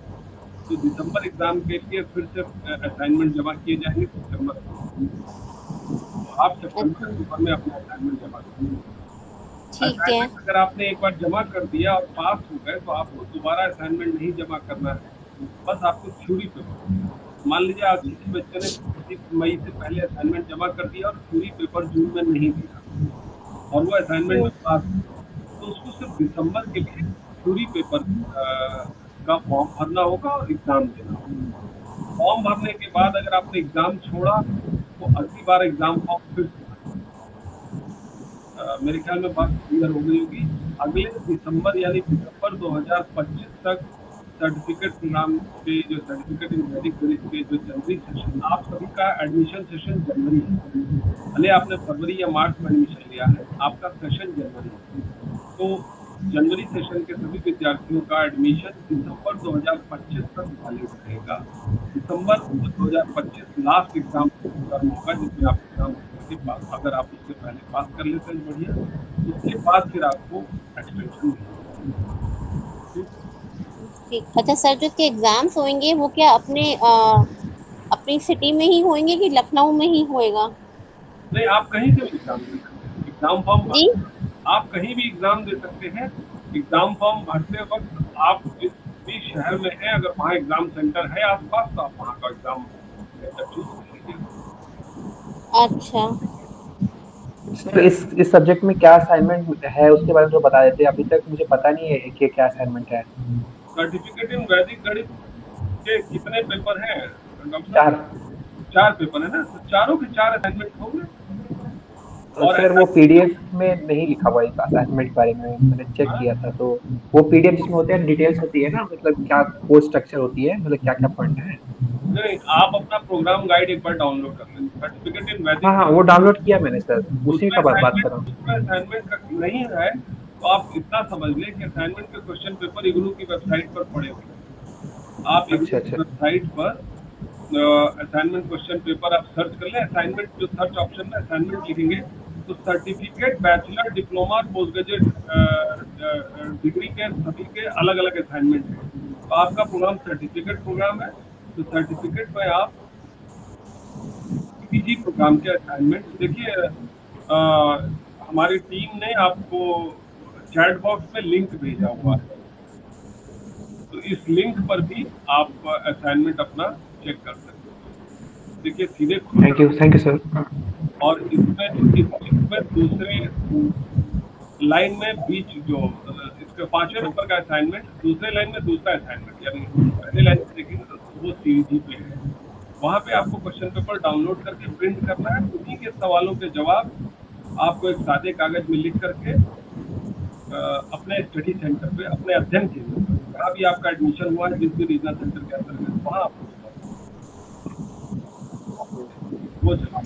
जी नमस्ते। जैसे लेक्चर तो अभी शुरू हुए हैं, बहुत सारी दिक्कतें हैं, मैं फिर भी पढ़ा है बहुत कुछ, लेकिन क्लैरिफिकेशन होने में ये लेक्चर्स पूरे होते हुए क्लैरिफिकेशन होंगे। तो जो असाइनमेंट्स है उसमें के कुछ प्रश्न ऐसे हैं जो शायद हम इन दिनों में सीखेंगे। फिर असाइनमेंट्स कैसे हम 15 तक कंप्लीट कर सकते हैं, एक सवाल।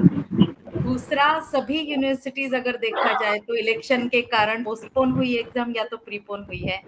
मुझे खुद को इलेक्शन ड्यूटी है, तो ऐसे इसमें अभी असाइनमेंट कंप्लीट करना भी बहुत देखिए, उसीलिए मैडम हो रहा है क्योंकि हमारे लेक्चर्स भी बहुत देर से हुए स्टार्ट। इसीलिए मैडम सुविधा दी गई है इन्होंने। हमें पता है कि ज्यादातर वर्किंग एम्प्लॉइज है जो हमारे स्टूडेंट होते हैं, और देखिए एडमिशन ही चला है। आप लोगों ने मार्च में कुछ बच्चों ने एडमिशन लिया है, अप्रैल में डेटा फाइनल हुआ है, मई में हमने क्लासेस करा दी है।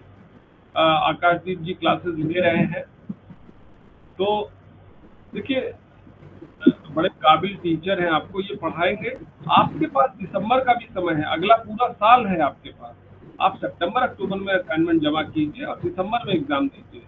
जब भी आपकी तैयारी हो, आप एक बार में चाहे तो 4 में से 2 पेपर दे, 1 पेपर दे, सारी मैं एग्जाम फीस भर चुकी हूँ पेपर के लिए। एग्जाम फीस, क्योंकि एग्जाम के अगर आप तैयार हैं तो एक आध पेपर दे दें। अगर चारों दे सकती है तो चारों दे दें, नहीं तो एक आध पेपर दे दें। मैं पेपर तो दे दूंगी क्योंकि लेक्चर्स हो जाएंगे तो मैं पेपर दे सकती हूँ। हाँ, तो असाइनमेंट आप सितंबर अक्टूबर में जमा कर दीजिएगा, दैट्स नॉट अ प्रॉब्लम। चलेगा वैसे? हाँ, आपका प्रोग्राम तभी कंप्लीट होगा जब असाइनमेंट और पूरी पेपर दोनों अलग अलग क्लियर हो। ओके, तभी आपको मार्कशीट मिलेगी। ये फ्लेक्सिबिलिटी है, इग्नू इस तरीके की विद्यार्थी सबको देता है।